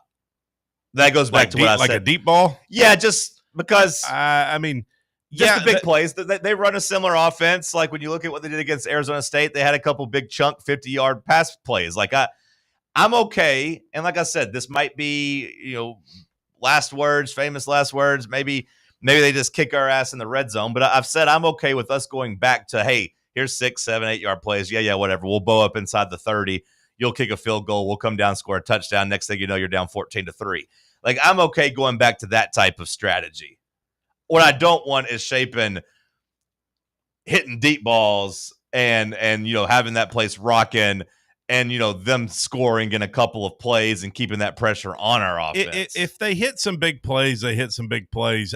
I just hate getting picked apart. The last thing I want is to look up in the middle of the third quarter and Shapen's got 262 passing yards, and we're just like, we just can't stop anything. You remember South Carolina 2022? I recall. How could you forget, huh? I recall. I don't worry about that. Like, I don't think Mississippi State's going to come out and score 63 points or anything, but I don't want to sit through that, just having to just scream every time. One of those where they get every third down, they just keep moving the chains. I hate that. Now what I would say back to that is 2022 South Carolina, it wasn't look up and the quarterback had, would you say 250 yards? No, it was Spencer Rattler had 438 and 6 touchdowns. Like that's a little bit more problematic. And, I guess 6 touchdowns, they didn't kick any field goals, Cody. They scored 9 touchdowns. So that is not what I'm saying. That there was no bending but not breaking. That was bending. Now snap. Okay, we're going to glue you back together. Oh, wow, they've snapped us again. Yeah. Oh my God! They just keep I guess, stabbing us. That's completely different than what I'm saying. Maybe I still have PTSD from that game. You've only seen that happen to us one time, right? Like under Heupel. I mean, it's not like that's something that it didn't happen last year. It didn't even really happen in 23, from what I remember. I don't think it's a big concern. I think this quarterback's got some talent. I think they're going to be juiced up. We're going to have to take some shots in this game. I mean, as in take some punches, metaphorically. I just hope the damage is not we don't need to let them do too much damage. I do think we're going to be able to control the game with our rushing attack. Like, whenever you tell me Arizona State ran for 250 on them. Yeah, we might be blowing this out of, we might just go in there and whip their ass. I mean, that's the flip side of it. Would this game, and look, hypotheticals, yeah, I get it. The real world's confusing enough. We don't have to worry about what could have been or what should have been. But Sam, Cody, Bubba, there's a very realistic path. There's a very there's a reality that could have been very attainable. Tennessee makes kick against Georgia. Arizona State doesn't run cover 0 and give up a bomb at the end of the game.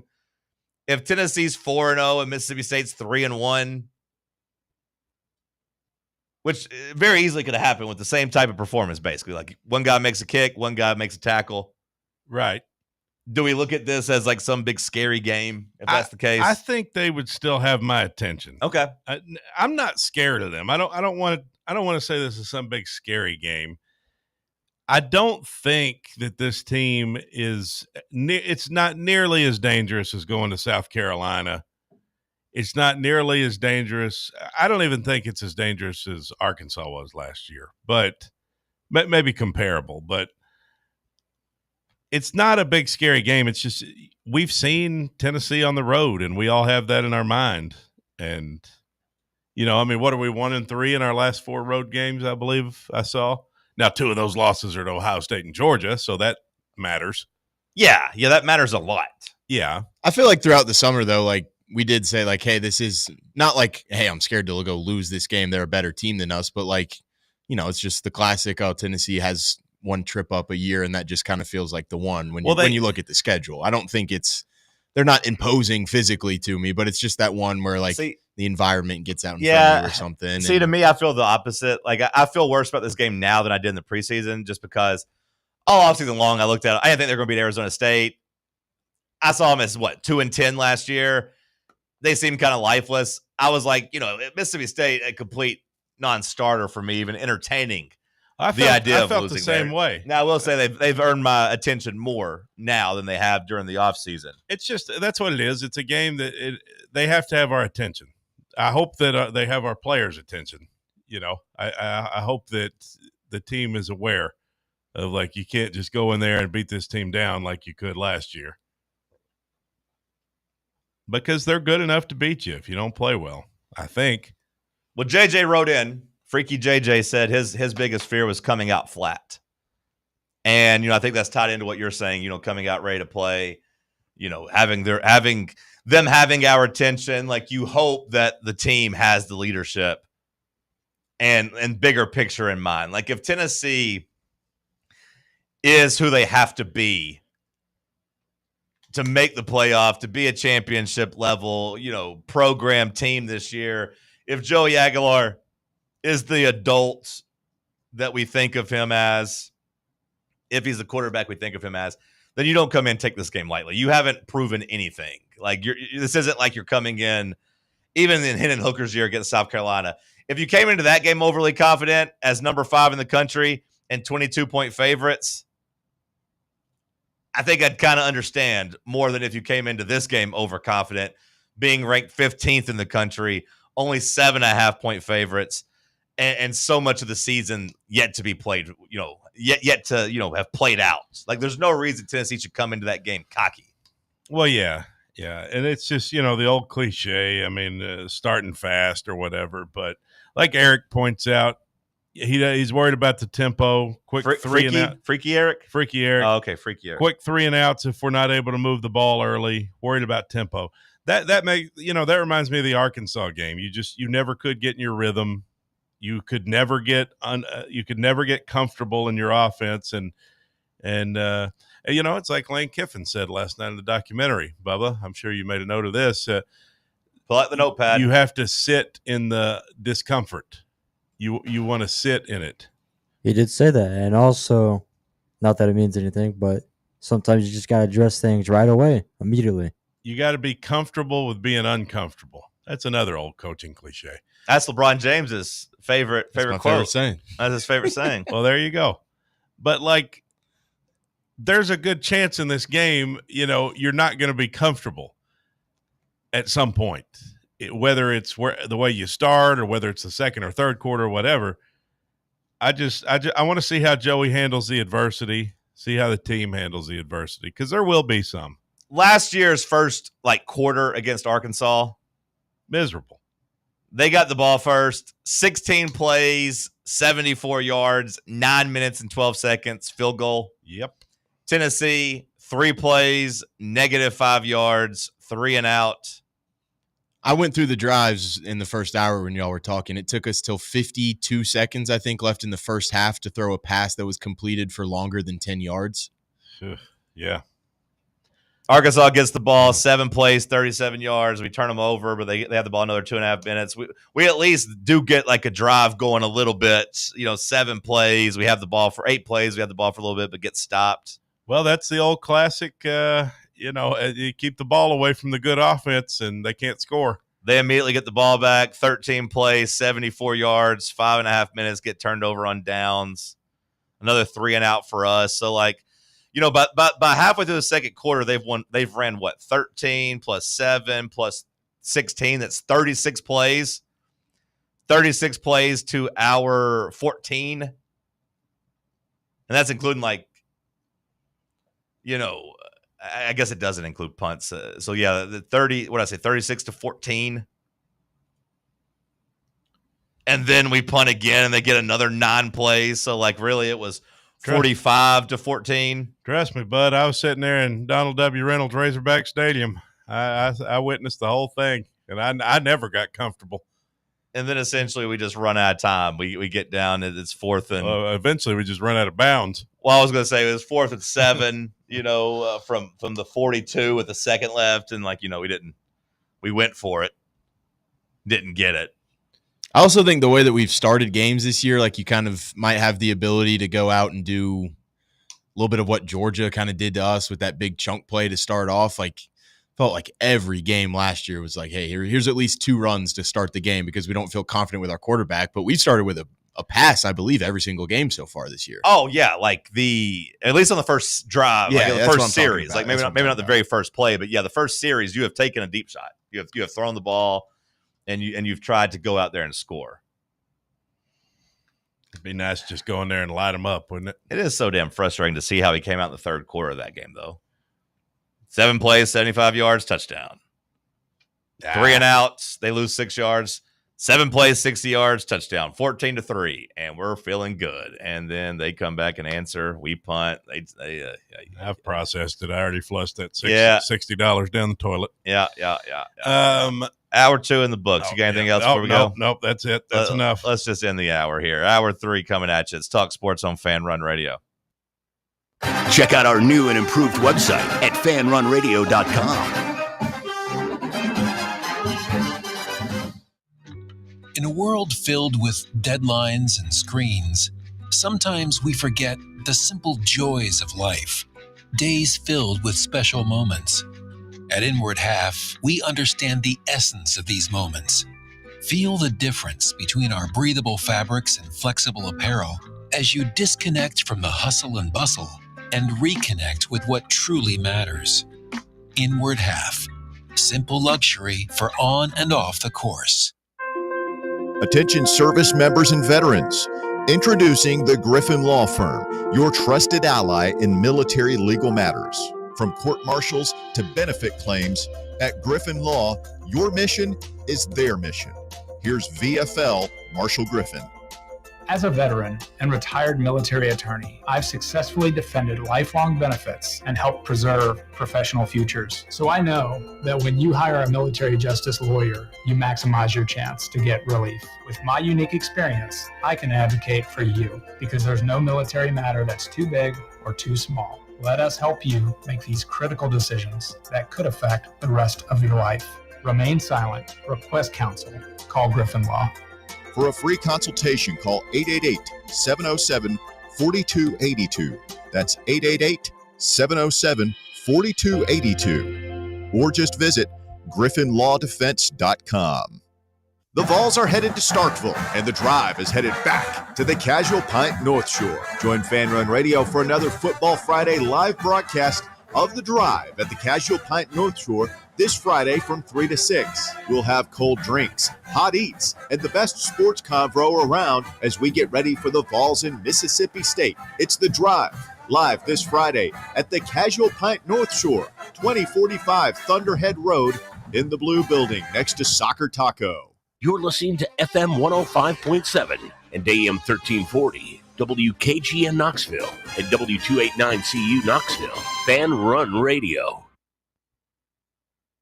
Running a business, coaching a team, planning your next big event, you need more than just gear. You need SM Athletics and Logo Solutions. Custom uniforms, branded apparel, promotional products, done right, done fast, and built to show off your brand with pride. From local businesses to high schools to major universities, SM Athletics is trusted by winners. Get real service, get real quality, get noticed. SM Athletics and Logo Solutions, where your brand comes to life. Visit smathletics.com and let's build something great together. At Knoxville Insurance Group, they understand the challenges many consumers face when searching for insurance coverage. That's why whether it's for you, your family, or your business, they create a coverage plan specifically for your unique needs. Knoxville Insurance Group is an independent firm, which means they aren't beholden to just one insurance company. They search multiple companies, acting as your negotiator to find you the best possible policy and price. Start a quote in minutes at KnoxvilleInsuranceGroup.com or call them today at 865-694-9788. For over 3 years, Crumble Cookies has served the Knoxville area. From Clinton Highway to Parkside Drive, even our friends out in Maryville have reached you, our fans, with the best cookies in the game. This fall, Crumble is gearing up for yet another fantastic season. Whether you're tailgating or looking for a pick-me-up after getting the kids from school, Crumble has you covered. Download the Crumble app to check out this week's rewards and features. And stop on by. Tell them Fan Run sent you, but don't miss the cookies. Round 3. The world's greatest radio show. The world's greatest radio show in Tennessee. Power rankings, Tuesday trivia. John Reed and Cody going wild, no Olivia. Wood grain on my leather seats. I got the whole team eating like I'm Johnny Eats. Morning booming from 7 to 10. Ay. Talk sports while I'm chewing a Zen. Ay.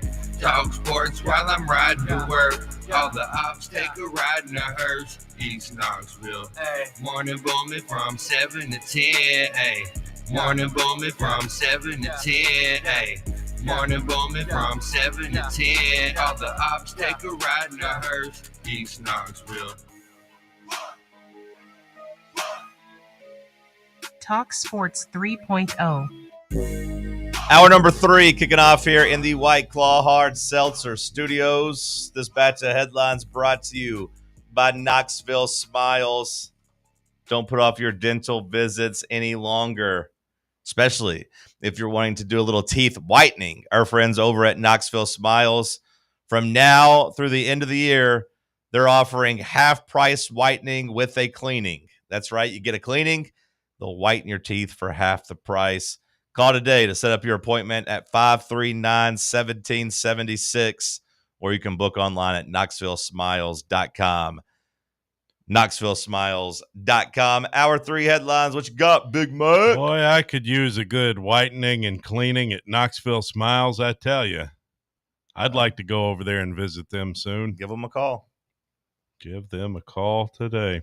What's the number? Well, I don't know. Looks like I just told you. Well, tell us again. So, you know what annoys me? Damn live reads all the time. You don't. The number hasn't sunk into your head yet, Bubba. What's the number? He don't know either. You know what annoys me about Sam? What's the number? Advertising. I don't listen to the number either, to be honest. You know what annoys me about advertising? What's the website? KnoxvilleSmiles.com. Lucky guess. Here's what annoys me about advertising. Yeah, we know you hate it. When you're listening, the only way the station survives and we're here that you have a job. Tell us how you hate the sponsors. They just try to sell you stuff. No, it's more so about the person cutting the sponsors. It's not about the sponsors. It's the ads. It's when someone says the phone number one time, like when you hear a radio commercial, it says, call us today at 865-344-3462, But they only say it one time. I feel like if you're going to list a phone number on an advertisement or an advertisement, as those in the TV business say, you should say it like 2 or 3 times. You only got 30 seconds, bro. I know, but who's sitting there with a pen like, call us today at 865, blah, blah, blah, blah, blah. I don't have time to process that. You know I can tell you 4 numbers, and it's only because I know it's just it's a historical year. I know the last numbers are 1776, right? Okay, that's good. And I can give you the area code, but you'll have to help me out with the 3 okay, so at least you got progress. So the next time you hear the commercial or the live read, you're like, I see those other 3 numbers. Or I thought you were going to go the opposite. I feel like putting the phone number in the commercial is actually kind of antiquated because as long as you give me the website and the name of the thing, I can Google it and find the number myself. Instead of giving the number 2 or 3 times in the commercial, just give me the website. I'm just saying if you're going to give the number, like I feel like you should – like here's how the commercial should be.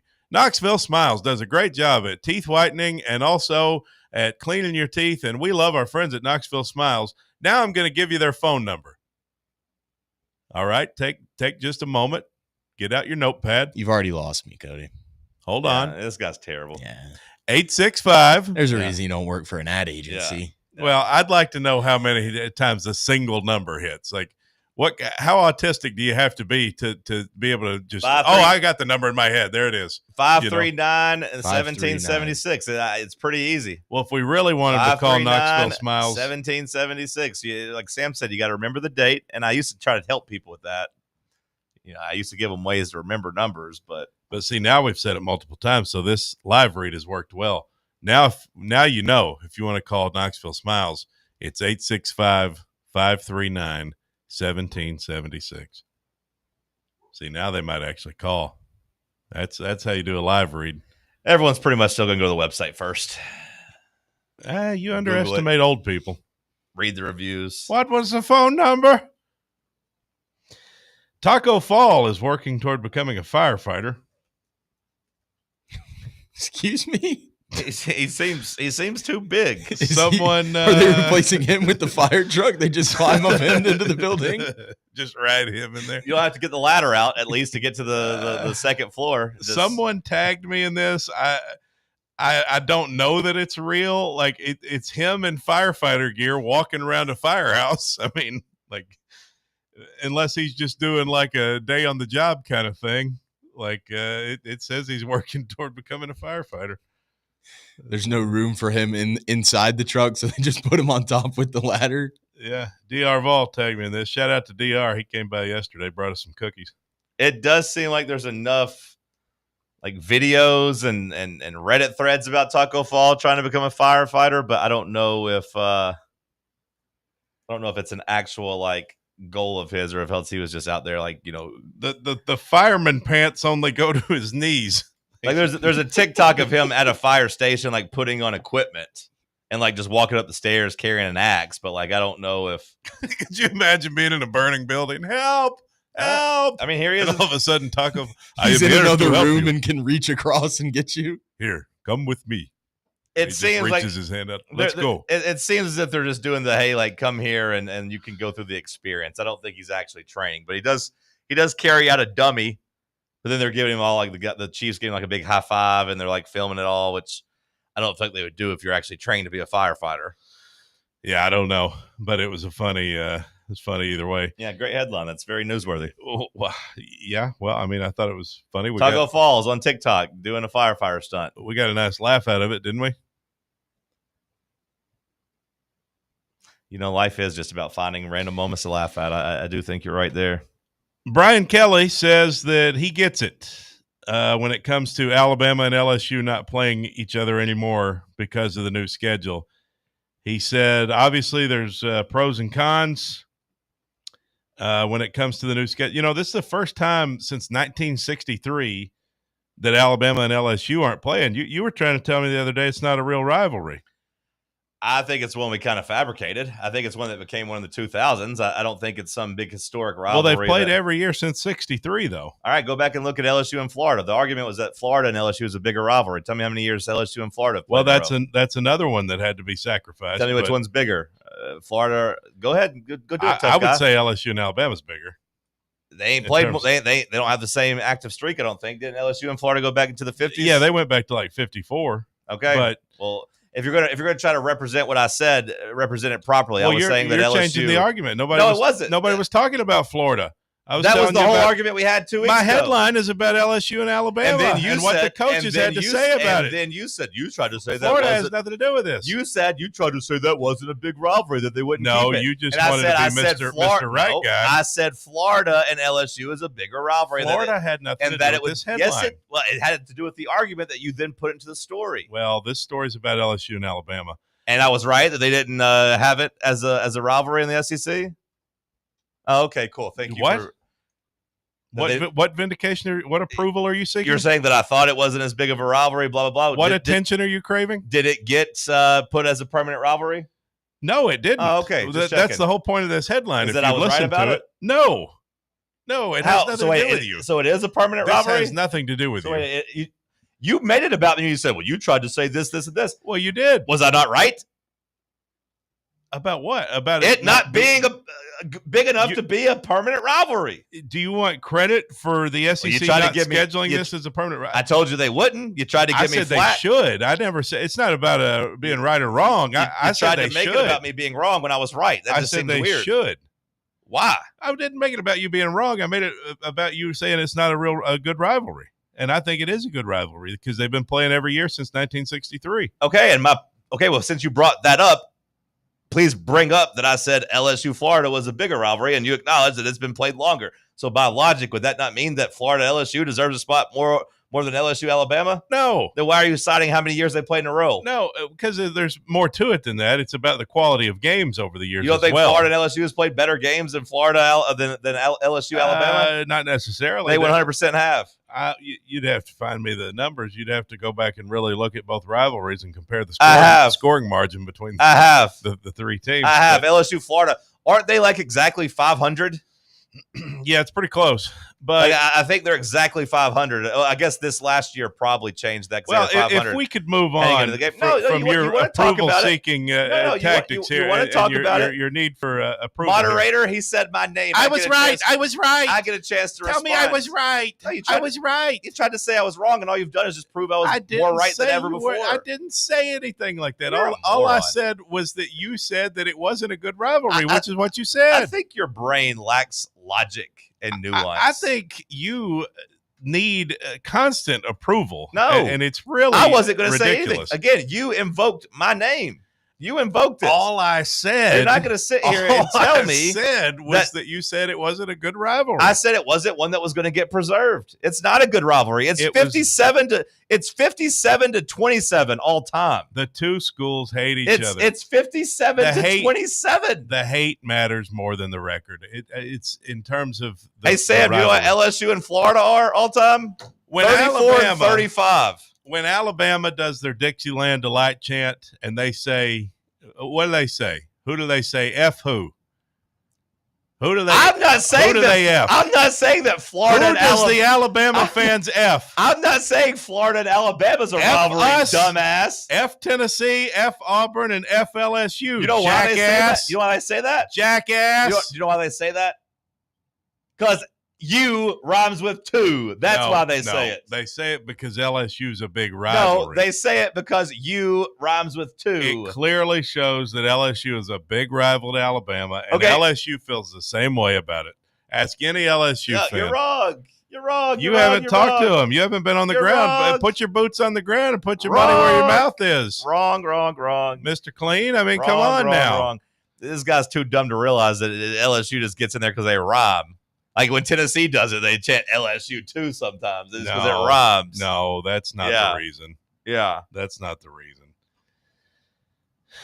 Well, this was going to lead me to, I don't appreciate when you insult my intelligence. I don't appreciate when you act like a dumbass. It's unbecoming. And, I don't talk to you that way, and I'd appreciate some GD respect. Lane Kiffin, the Ole Miss coach, was less enthusiastic when asked about one of Ole Miss's permanent opponents. Did you see his comments on Oklahoma? He just said it was dumb and made no sense, right? Like there's no point. we have nothing in common. There's no reason we should be doing this. It sucks. He didn't beat around the bush. He said, we don't have anything in common with them or our fans. That's unfortunate with so many great teams that we've played for a long time here. Each team got 3 annual opponents, of course, during the next 4 seasons, and those could potentially change after 4 years. But Lane Kiffin, he didn't pull any punches. He said, it's disappointing to our fans. Like, we don't want to play Oklahoma. That's basically what he said. Billy Napier said our league has made a business decision. Yeah, the Florida administration's about to make another one, if you know what I mean, Billy. They're gonna can your ass. Speaking of coaches who suck, Brian Callahan says that Jarvis Brownlee Jr. trade does not signal the Titans' fire sale. There's no fire sale going on, he says, with the Titans. It was a one-off situation unique to what it was. Put the fries in the bag, Brian. I feel bad that he had to go out there and talk about it, though, because it just shows how bad of an organization we are. Yeah, I mean, like, I don't think he wanted to trade Jarvis Brownlee for a pick next year that he's not going to be here to make. Like, that doesn't do him any good. So to make him go answer for that just feels kind of cruel.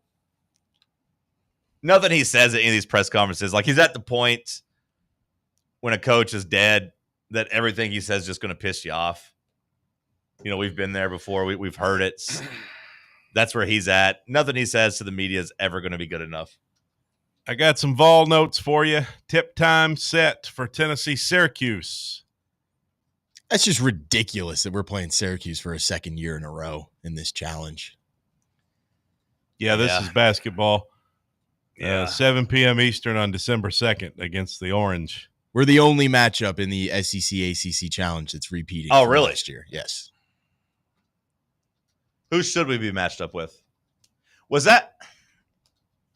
I want to play NC State. And okay, Wade. You're sure that we were that was our matchup last year? Yeah, it wasn't Louisville. No, I mean, we played Louisville too. That was early in the Yeah, season, that right? was like second or third game. Yeah. Well, it was in December though, right? So I mean, that's when this is too, right? Isn't this game? I want to say Louisville was maybe a November game. Yeah, it might wasn't there football crossover that same day. You could go to the game in Louisville and make it back for a night game in Neyland or something like that. I remember talking to Shumpert about this and how he did both in the same day. Maybe they're close enough, but yeah, you're right. Okay, either way, who should we have drawn? I wanted NC State and Will Wade. Yeah, I don't think I wanted that.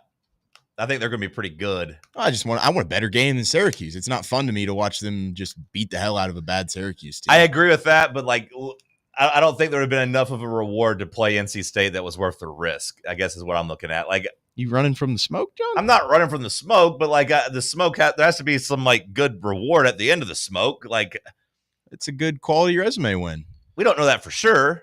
I think it will be. I think it likely will be, but like, you said it was last time we beat them? Yeah, they ended up going to the Final Four. Yeah, but they were playing team that was like 70th in RPI that had to win their conference tournament to get there. Well, it's still a good win. No. I mean, it's a tournament team. You beat a tournament team. That's a good win. No, it wasn't seen as a quality win. That's not right. They had to win their way in. If you beat a tournament team, that's a good win. Not necessarily. Yeah, necessarily. If you beat a team that won their conference and that's the only way they got in, that's typically not seen as a good win. That was a good team that you beat. They were like 19-14, weren't they? That's a decent record. That's not a good win. That's a decent record. Now they got hot. Don't get me wrong. That they got hot and had a good finish to the season, but they beat a Final Four team. Well, yeah, you did, but so they were, before they got to their conference tournament, they were 17-14 and 9-11 in the ACC. That's a quality effort. Some injury news with football. The big headlines here. Jermod McCoy. It is stupid that team gets to go to a damn Final Four. We can't get to one as a program. Jackson Moy is probably coming back this week, according to many reports. And bigger than Jackson Moy, much more important, Jermod McCoy eyeing a return from his ACL injury against Arkansas, it would appear, says Pete Nikos of On3 Sportings. Jermod McCoy. Arkansas. Boy, that's going to be a big weekend. You might have the two best cornerbacks in the country on your team, arguably. And in other news, Neyland Stadium is set to host Luke Combs in May. Broken right here on fanrunradio.com. You're welcome for the news.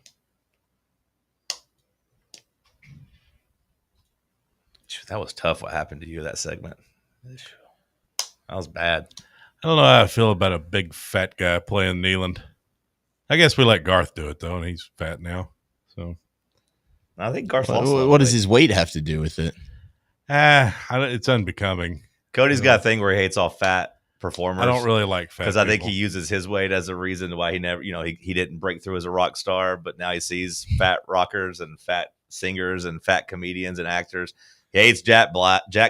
He hates Luke Combs. Well, Jack Black's just annoying, and Luke Combs, I'm just not into his music.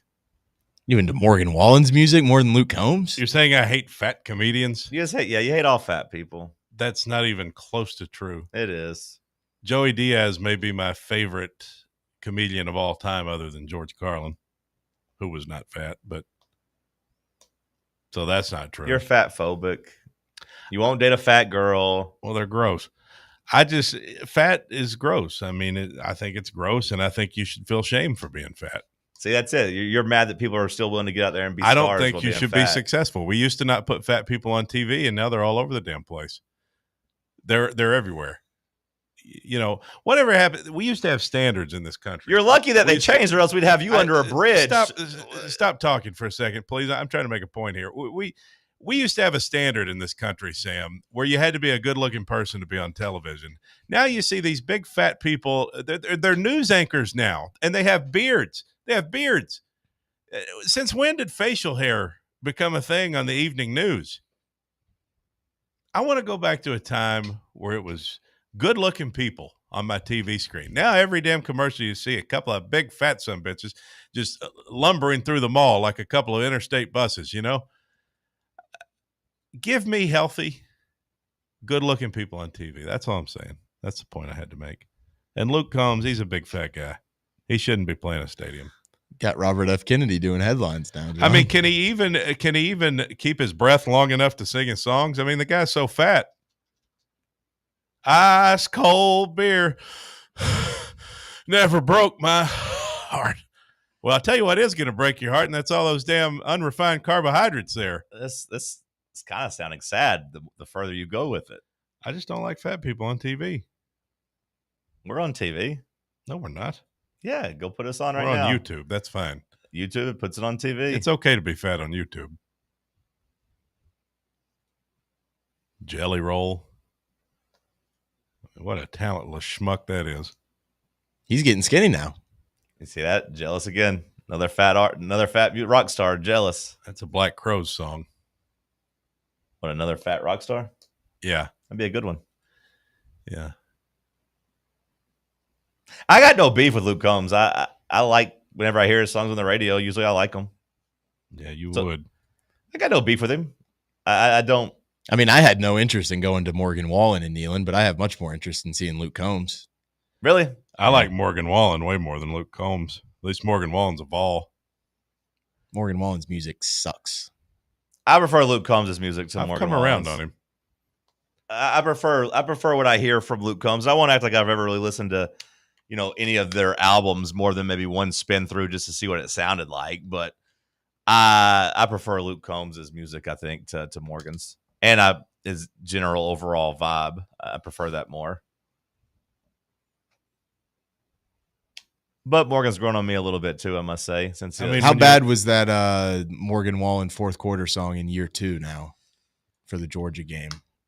Still just as bad as year 1? The crowd popped for it for Georgia. They liked it. Just not sing. It feels like it's not a sing-along song. No, but they do go crazy when it talks about the Volunteers. Oh, maybe we'll make it ice cold beer never broke my heart. I think that'd honestly get a better pop. There's one line in that Morgan Wallen song that everyone likes to sing. I think everything other than that is just like, we're waiting for him to say Tennessee. What's the name of the song again that he does? Talk? Is it The Way I Talk? Is that it? I think so. Yeah. being proud of being from the South, I guess. I get it. I don't know. It didn't pop me. It didn't make me go crazy, but we ought to make it The South's Gonna Do It Again by Charlie Daniels. That's what we ought to make it. Do what? It's a song by Charlie Daniels. It's called If the South's Gonna Do It Again. Do what? Well, what are you advocating for our fourth quarter song to be? What would the South do? It's not expressly. I hate when big fat gross people try to sow hate on the radio. Let's go to break. It's Talk Sports on Fan Run Radio. For the fans, by the fans, this is Fan Run Radio, Knoxville. Hi, this is Bo Kregner from the Kregner Group at Realty Executives, and I know there's a lot of choices here in East Tennessee when it comes to choosing a realtor. Here's why the Kregner Group is different. At the Kregner Group, our motto is walking by faith, serving others. It's how I live my life. It's how I run my business. Here at the Kregner Group, we're committed to doing real estate the right way.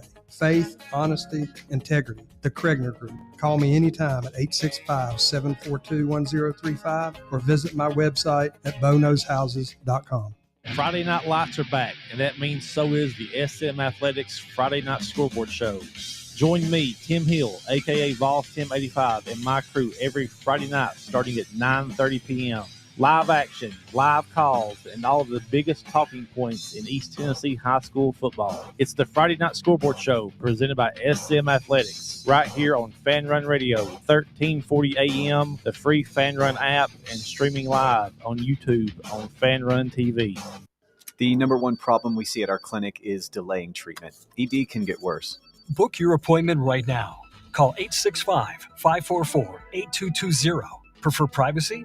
Book online in under 30 seconds at menspronknoxville.com. At our clinics, men's sexual health is the whole job. Look, I'm a normal guy too. I hate going to the doctor, but we've helped so many guys in here just like you. Even if pills have failed, our medical team is going to take the time to talk you through it. Same day in-house lab, and the treatments, well, they could change your life. Your local medical team has your back. ED, performance, Peyronie's, size and shape modeling. We tailor what works for you. I'll get to the point. Can you imagine epic performance and epic sex? Yeah, I said it. A stronger you is closer than you think. We're available right now. Call 865-544-8220 or book in 30 seconds or less at menspronknoxville.com. Men's Pro Knoxville, making it happen. Hey folks, if you're in need of a lawyer, you need to call my friend Jerry Givens. I've known Jerry since high school and can personally vouch for him. He's East Tennessee through and through, and if you're going through a divorce, bankruptcy, or a DUI case, you'll need someone you can trust on your side to help you navigate the local legal system. You can trust Jerry Givens. Call the law offices of Jerry Givens today at 865-801-9250 to schedule your free consultation. That's 801-9250. At Knoxville Insurance Group, they understand the challenges many consumers face when searching for insurance coverage. That's why whether it's for you, your family, or your business, they create a coverage plan specifically for your unique needs. Knoxville Insurance Group is an independent firm, which means they aren't beholden to just one insurance company. They search multiple companies acting as your negotiator to find you the best possible policy and price.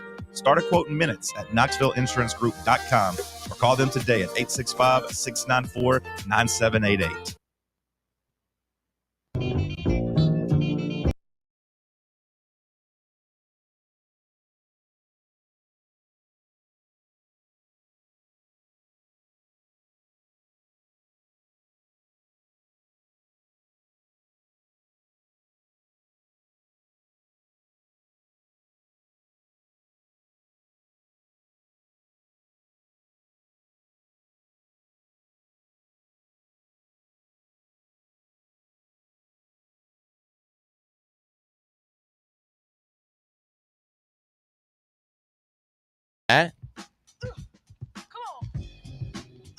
You sound pumped about it, Sam. You all right over there? I was just asking for a little. Yeah, I know. I offered to get you an extra hand in there. You say you can handle it. Let's go. I mean, I just need a little 5 seconds. 5 seconds. 5 seconds. This or that. Take a breath. It's all good. 5 seconds. This or that. Forced to wear winter clothes in the summer or summer clothes in the winter? summer clothes in the winter for sure. I kind of already wear summer clothes in the winter. I could definitely see myself one of these days being shorts year round kind of guy. I can see that in my future of being that guy. The winters, it's not that bad to me in terms of the actual feeling. My legs don't get cold. Upper body gets cold, but I try to stay indoors during the winter or in a place where there's heat. So, unless I'm stuck outside for a long period of time, I don't really see what it matters. But being hot and sweating all through the summer would be so much worse. You would be dripping sweat, you'd be pouring sweat, and you'd have no relief if you had to have winter clothing on all throughout the summer. There's no relief there. Wintertime, you get a little cold sometimes. Go in there where it's, build a fire, man. I mean, when do you ever really need, even when I wear a hoodie in the winter, I'll take it off halfway through the day. Yeah, it's all about survival, though, here, Sam. You do sometimes have to be outside. You could never go outside in the wintertime if you had to have summer clothes on. You'd have died in Columbus last year. You couldn't go to any football games. You can't go to any you can't walk at all downtown. You can't do anything in the winter. Just going out to your damn car in the morning, you'll shiver in the car. Just don't be a little baby. Waiting on the heat to come. Don't be a baby. Exactly. Just deal with having a jacket on in the room, in the summertime. No, just that's miserable. Turn your fan on and turn the AC down. Is way more Can I talk? Do I get to talk? Listen to you talk for 3 minutes. And I don't think you get to say, no, that's miserable after telling me just don't be a baby. Oh, no, I got to wear a jacket on or a hoodie while I'm sitting here working on what stuff does that have to where do I can have an air conditioned blowing. I can have the AC going. I can have a fan going to keep me cool. I could drink water to stay hydrated. It'll be fine. It'd actually probably help you lose weight, Sam. If you're having to wear thick clothes while in the summer, you get a nice now we're sweat calling going. Sam fat. That's part of your argument is calling Sam fat. When did I call Sam Keep fat? that in mind, Sam, when you pick your winner. He just called you fat. I don't think I called Sam fat at all. You just talked about him losing weight. Statement. It was a blanket statement about people like having extra clothes on. Sometimes I don't know if you're aware of this, Sam. A lot of women, they wear winter clothes in the summer anyways already when they're lounging around. They always got their damn hoods on because it's cold inside. Well, they're small. They don't get hot. But, you don't get to judge the whole thing just by being, a large human. I'm just talking about the average person here. Yeah, okay, 280. They, again, you could just not go outside at all in the winter if you can only wear summer clothes. It's very simple. It's about survival. Why would you go outside? You don't need to go Watch outside. a football game. Go to your car. Drive somewhere. When can you not watch a football game? You can watch a football game wearing that. No problem. No, you'd have died in Columbus last year wearing summer clothes. It's your fault for going to Columbus. You wouldn't have had the option to do it if you wanted. No one should have been there. No one should have gone and seen that. That was terrible. No one should have gone to Columbus. I think that it being that cold was a pretty good indicator of that's why you should have stayed inside. So, that makes my point for me there, basically. You should have just stayed inside for Columbus. Every other game in the winter, hell, the sun comes out. It's 52 degrees by noon. You're fine. Our winters are mild. We live in a mild winter climate here, Sam. The winters are not that bad.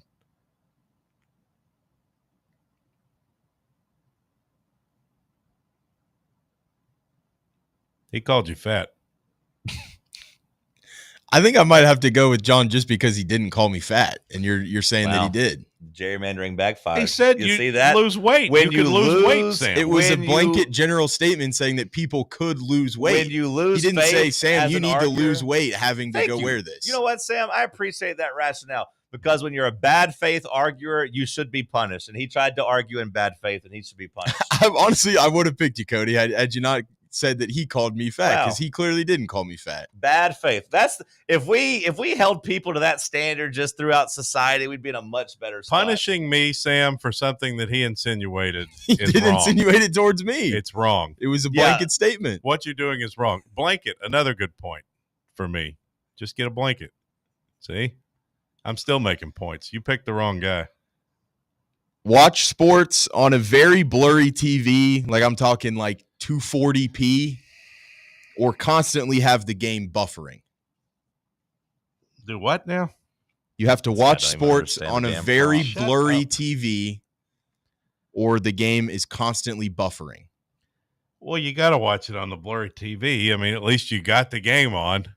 Like you can barely see it. Yeah, you can barely see it, but you see what's happening. Like you got to kind of squint, but if it's buffering all the time, you don't know what the heck you're missing. You don't know when it's going to buffer. You don't know how long it's going to buffer. That little circle just keeps spinning and spinning and spinning, and you watch it going clockwise, or that'd be counterclockwise. Like a cat, you're just watching it spin counterclockwise. You never know when it's coming back. You've missed touchdowns. You've missed interceptions. At least with the blurry TV, I can make out what's happening. You've missed touchdowns. You've missed interceptions watching the blurry TV. Is what I can make it out. I can see the TV. The only problem here, Sam, and he didn't even point it out, but I'll point it out because I argue in good faith. You would be behind. You'd be behind. You would not be live with everybody else. But if you simply just stay off the internet and simply stay away from spoilers, you'd be okay. It wouldn't impact you that much. Now, the buffering would get annoying. Don't get me wrong. But at least when you were watching, you would see everything the way it was intended to be seen.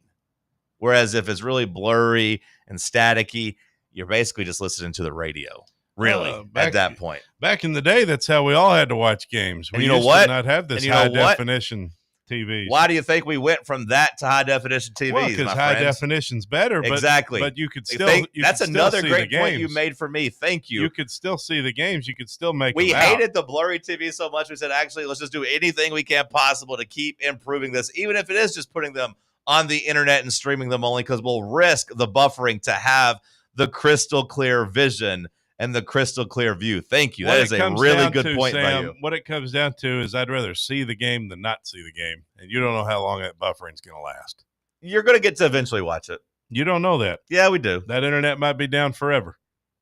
I imagine in Sam's prompt, we're just like getting delayed and getting annoyed, but eventually you get to watch the game, because I know Sam is a fair question maker and would not pick, watch the game or never get to finish the game, because that would be a stupid argument.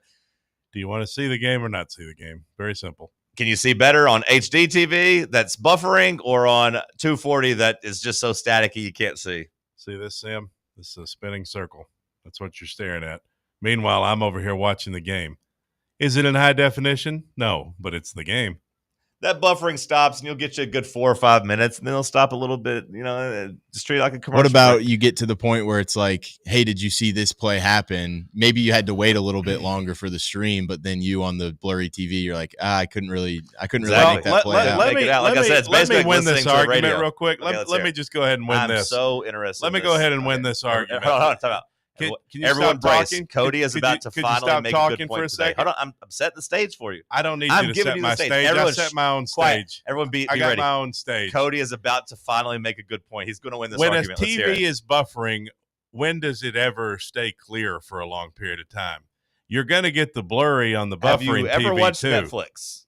You're going to get the blurriness every time there, Netflix buffer, it comes back I'm with the talking same to Sam. I am quality. talking to Sam. That was your big point? When does it, if it's buffering, it's blurry half the time anyway. It's buffering because the internet's not good. It just pauses. You're so wrong about this. What are you talking about?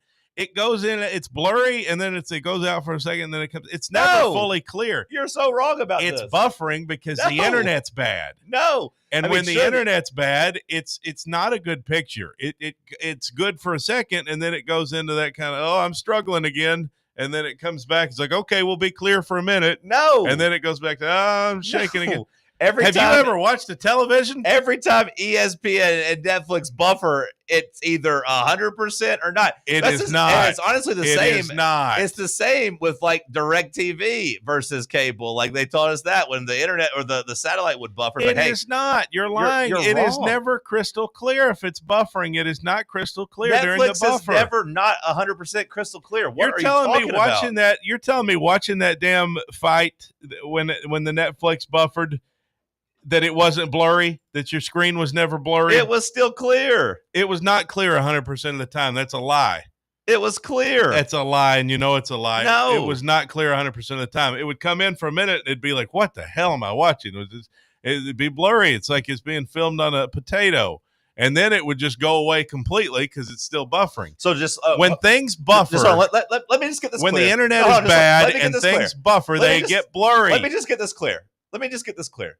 So your big winning point, your big smoking gun, it should be, is, hey, Sam, if you two understood. Every now and then when it buffers, it comes back and it's a little blurry. So I'm going to choose just to watch it very blurry all the time because that's better than it being a little blurry. It's sometimes. better to be consistently. By the way, that's the a great argument by you, Cody. By the way, I hate the argument was blurry. not blurry. I hate for it to what be you say initially, 240 pixels. He never even said the word blurry. I hate you for it to be created blurry in your head. My prompt literally says watch sports on a very blurry TV. He doesn't know what he's arguing. Yeah, but you said 240 pixels. I meant to give you like context, not like he's arguing. Okay, so it's and not he the just best made picture. my point that a little blur is worse. Hey, listen, being loud doesn't make you right. No, going up against you makes me right. He's like the howler monkey. You know what the howler monkey is, Sam? Oh, we've heard this. It has tiny testicles, so it has to yell loudly. We've heard this for the 15th time. It has to be heard. Well, it's such a good analogy. Yeah. The thing is, I get Let's consistent see if they can remember picture. what he's trying to argue. I get consistent picture with what I'm watching. I see everything happening clearly. I'm gonna go turn on a static TV. At least it's. Look, Sam, it's if you want to pick him because you think that things are crystal clear after they buffer, then that's on you. But they're not. They're not. He didn't and even I know think he was the arguing audience for 80% of the damn time. I think the audience will know that they're not. And the other 20% of the time, he was making my point for me. You know what? This is great. You know what? I'm not going to play this game anymore. I'm not going to do it anymore. I quit it a long time ago. You tried to bring it back, and this is what it turns into. It turns into you being an ass and trying to belittle me and put me down, and I'm not participating anymore. I'm not doing it. What was it you called me? The howling monkey? That's not trying to put me down? That was in response to you putting me down. I don't think I put you down at all. And all I said was you had small testicles. That's not that big of an insult. I didn't put you down at all. You insult my intelligence. All I'm saying is you have tiny marble-sized testicles. You set the stage as if you were going to have some big point, and it was a good point. All it did was make my point better. No, it was a good point, and I don't know why Sam can't understand. Like, I feel like Sam should know this. Watching things when they buffer, it's because the internet's bad and they go blurry. They go blurry too. But you guys, if you don't think so, whatever. I'm not participating anymore. I'm not doing it. The segment's so cooked. You don't want the third topic? This segment's cooked. If you want to play this or that, you can play with Sam or Bubba. I'm no longer doing it. I'm never doing it again. I gave it a good effort. I tried to come back and play again. I'm not doing it again. I'm not doing it. I'm going to take my ball and go home. I'm not doing it. Because you have to make things personal. You have to be mean-spirited. If you could just make a nice, logical, if you could make a respectful argument, then maybe I would participate. But you can't. You have to cut too deep. You want to stick the knife in. What did I say that cut deep? You want to stick the knife in. What did I say that cut deep? You insulted my intelligence. What hurt your feelings? You mocked me. Can you point to the doll where it was hurt? What happened?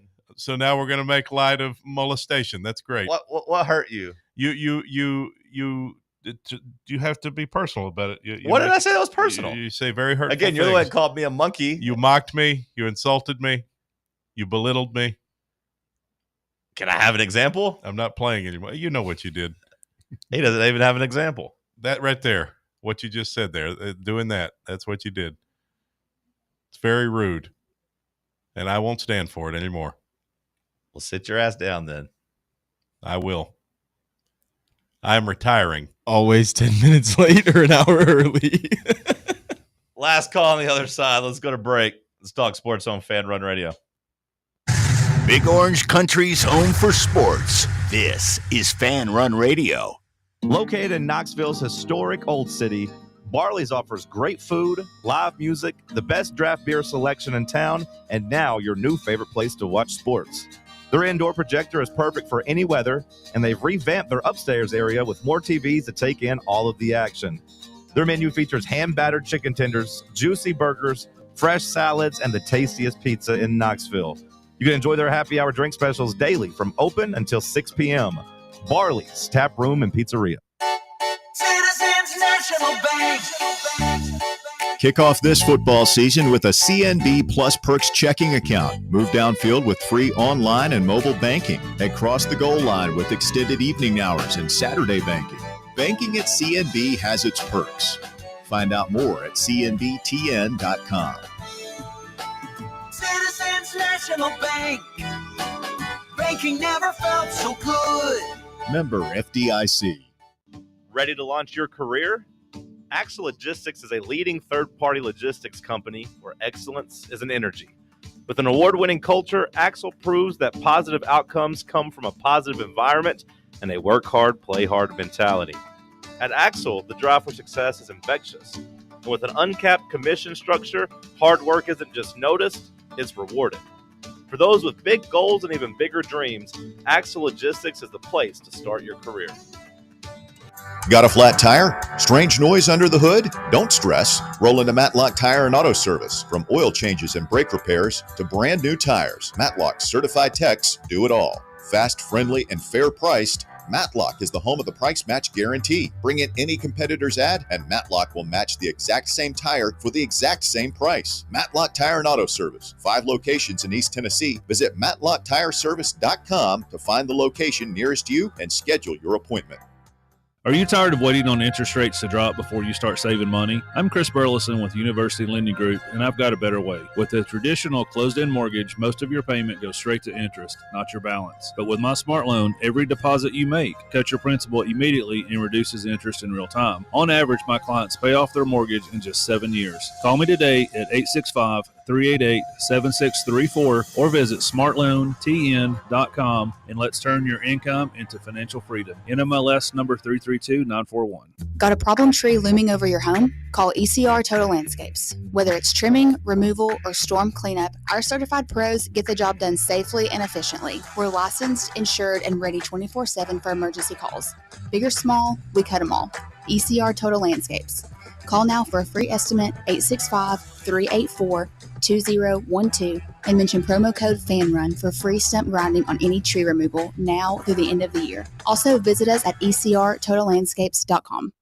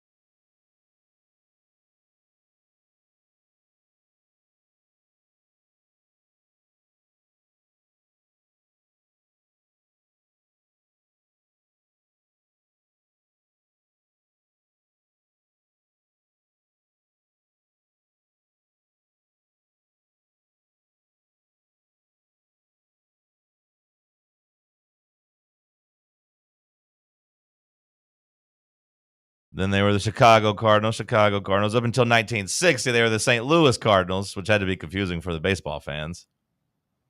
Hey, I'm going to the St. Louis Cardinals game. What do you mean? Then they moved to Phoenix in 1990. They were the Phoenix Cardinals, or 1988. I can't read. From 1988 to 1993, they were the Phoenix Cardinals, and they changed the name to Arizona in 94. Yeah, well, I guess after 30 years, it is what it is. I'd like to know the rationale for like the 6 years. Like, hey, let's be Phoenix, and like, actually, let's just represent the whole state. I would like to know why some organizations pick the city and others pick the state. I wonder if it's like, would it be political? Would it come down to like tax dollars or whatever? Because the Titans, Sam, they were getting all their stuff from Nashville, right? Like the state of Tennessee don't have anything to do with the new stadium, right? Like it's all just like the city of Nashville having to fund that, right? Yeah. I would say it's probably just preference. It's like what do we think sounds best branding wise, and I don't know. Like the Dallas Cowboys. Maybe if your city ain't big enough, that plays into it too. Like, I feel like phonetically it just doesn't sound right sometimes too. Well, phonetically, yeah. Like, I mean, they wouldn't have obviously named them the Nashville Titans. The Pennsylvania Steelers. Yeah. But I mean, Pittsburgh's not a big city. No. I mean, it's decent, like Cincinnati, but those are comparable cities to Nashville. Not back in the day though. Charlotte, like the Carolina Panthers. I mean, like it was like Nashville wasn't big when the Titans got there in '96. No. So like I wondered if it was like, hey, we have to try to appeal to the entire state. We have to try to get our fan base to the entire state. We can't just be simply Nashville. We got to try to bring in everyone statewide. I would say there's different reasons for different teams. I'd say it just comes down to personal preference. Why? The New York Giants, pro teams, New York Jets. City, why not the New Jersey Jets and Giants? Let's see here. Usually when a team adopts a state or region-wide name, it's because there are two or more rival cities in the fan base. That's not what I'm looking for. I don't know what the hell that is. Let's see here. My mom just texted me and said back in the day, the Titans wanted to draw fans from Memphis and Knoxville and didn't want to alienate it to just Nashville people. That's what I thought. It would have to be like a marketing thing, essentially. Nashville wasn't big enough. In the Giants case, like, I mean, they basically tried that with the Nets, right? In the NBA, it's like, hey, first we're the New Jersey Nets. Attendance is terrible. How about we move to Brooklyn and we'll be Brooklyn? There's more people. Brooklyn. Probably been better off going by the New York Nets, but of course that would have been gross. Titans couldn't really have gotten by with just Nashville during that time, so I guess that makes sense. The Jacksonville Jaguars. Jacksonville's not a big city, but there's two other NFL teams in Florida. So yeah. It's interesting. It does fascinate me. But with the Jets, yeah, I mean, there's Jets and Giants are both New York. Florida, the only state with 3 NFL no, California. California's got 3. California used to have 4. Texas only got 2. Well, there was talk for a while that like that Texas could actually like even the Dallas area around there could handle another NFL team. I'm sure they could. I mean, Texas loves its football, you know. Be cool if you put one in Austin. You don't hear very much about NFL expansion in the States, right? Like that never really gets talked about. That's always kind of reserved for MLB and NBA. And in the NFL's case, it's like, hey, if we expand, we're going overseas. If you want to get to 36 teams, it's going to be a European division. I mean, does every major city pretty much have an NFL team? Like, is there a major city without one? I don't think there is. Like, I think all the big cities you'd think of have an NFL team. I mean, Columbus, Ohio doesn't, but you have Cleveland and Cincinnati. So. Yeah. I mean, Vegas has one now, I guess. Wonder what the biggest city is without an NFL team. Seattle has one in the NFL. I guess that is weird. San Antonio, probably. Yeah. I think San Antonio is actually the one where they've talked about trying to expand to. Didn't the Raiders talk about moving to San Antonio? I'm pretty sure they did. Mark Davis talked about making it on the San Antonio Raiders. San Antonio is a weird city. Wasn't there talk about Louisville too back in the day? And the for basketball, yes. Like, they're a basketball state. There was talk about getting them an NBA team. I don't, Sam, recall really any NFL talk there. I feel like that'd be a tough sell with it being, basically the in between Nashville and Cincinnati. That'd feel tough to have 3 teams there. NBA and for the sure. Colts too. Say what? And the Colts too. Honestly, yeah. I've never that didn't ring a bell, but I do remember them, of course, talking about it with the NBA. How cool is it that the Green Bay Packers exist? I guess Oklahoma City. Is Oklahoma City the biggest city that doesn't have a? Yeah, but it's not really big. Oh. Yeah. The Packers are cool, man, because that's not a city at all. But it's, it's the OG. We're putting a damn NFL team right here.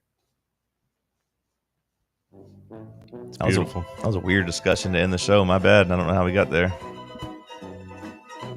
I enjoyed it. I enjoy you, despite you being mean to me. Yeah, right. You gotta work on your sensitivity. Yeah, kick rocks. Better than eating rocks. Which is how you sound during these arguments sometimes. That'll do it for us. The Tony Basilio Show. Coming up next, William Pattison, the playbook at 1 o'clock. The drive from 3 to 6. Stay locked in on Fan Run Radio. Don't touch that dial. We'll do it again tomorrow. See you, Bob.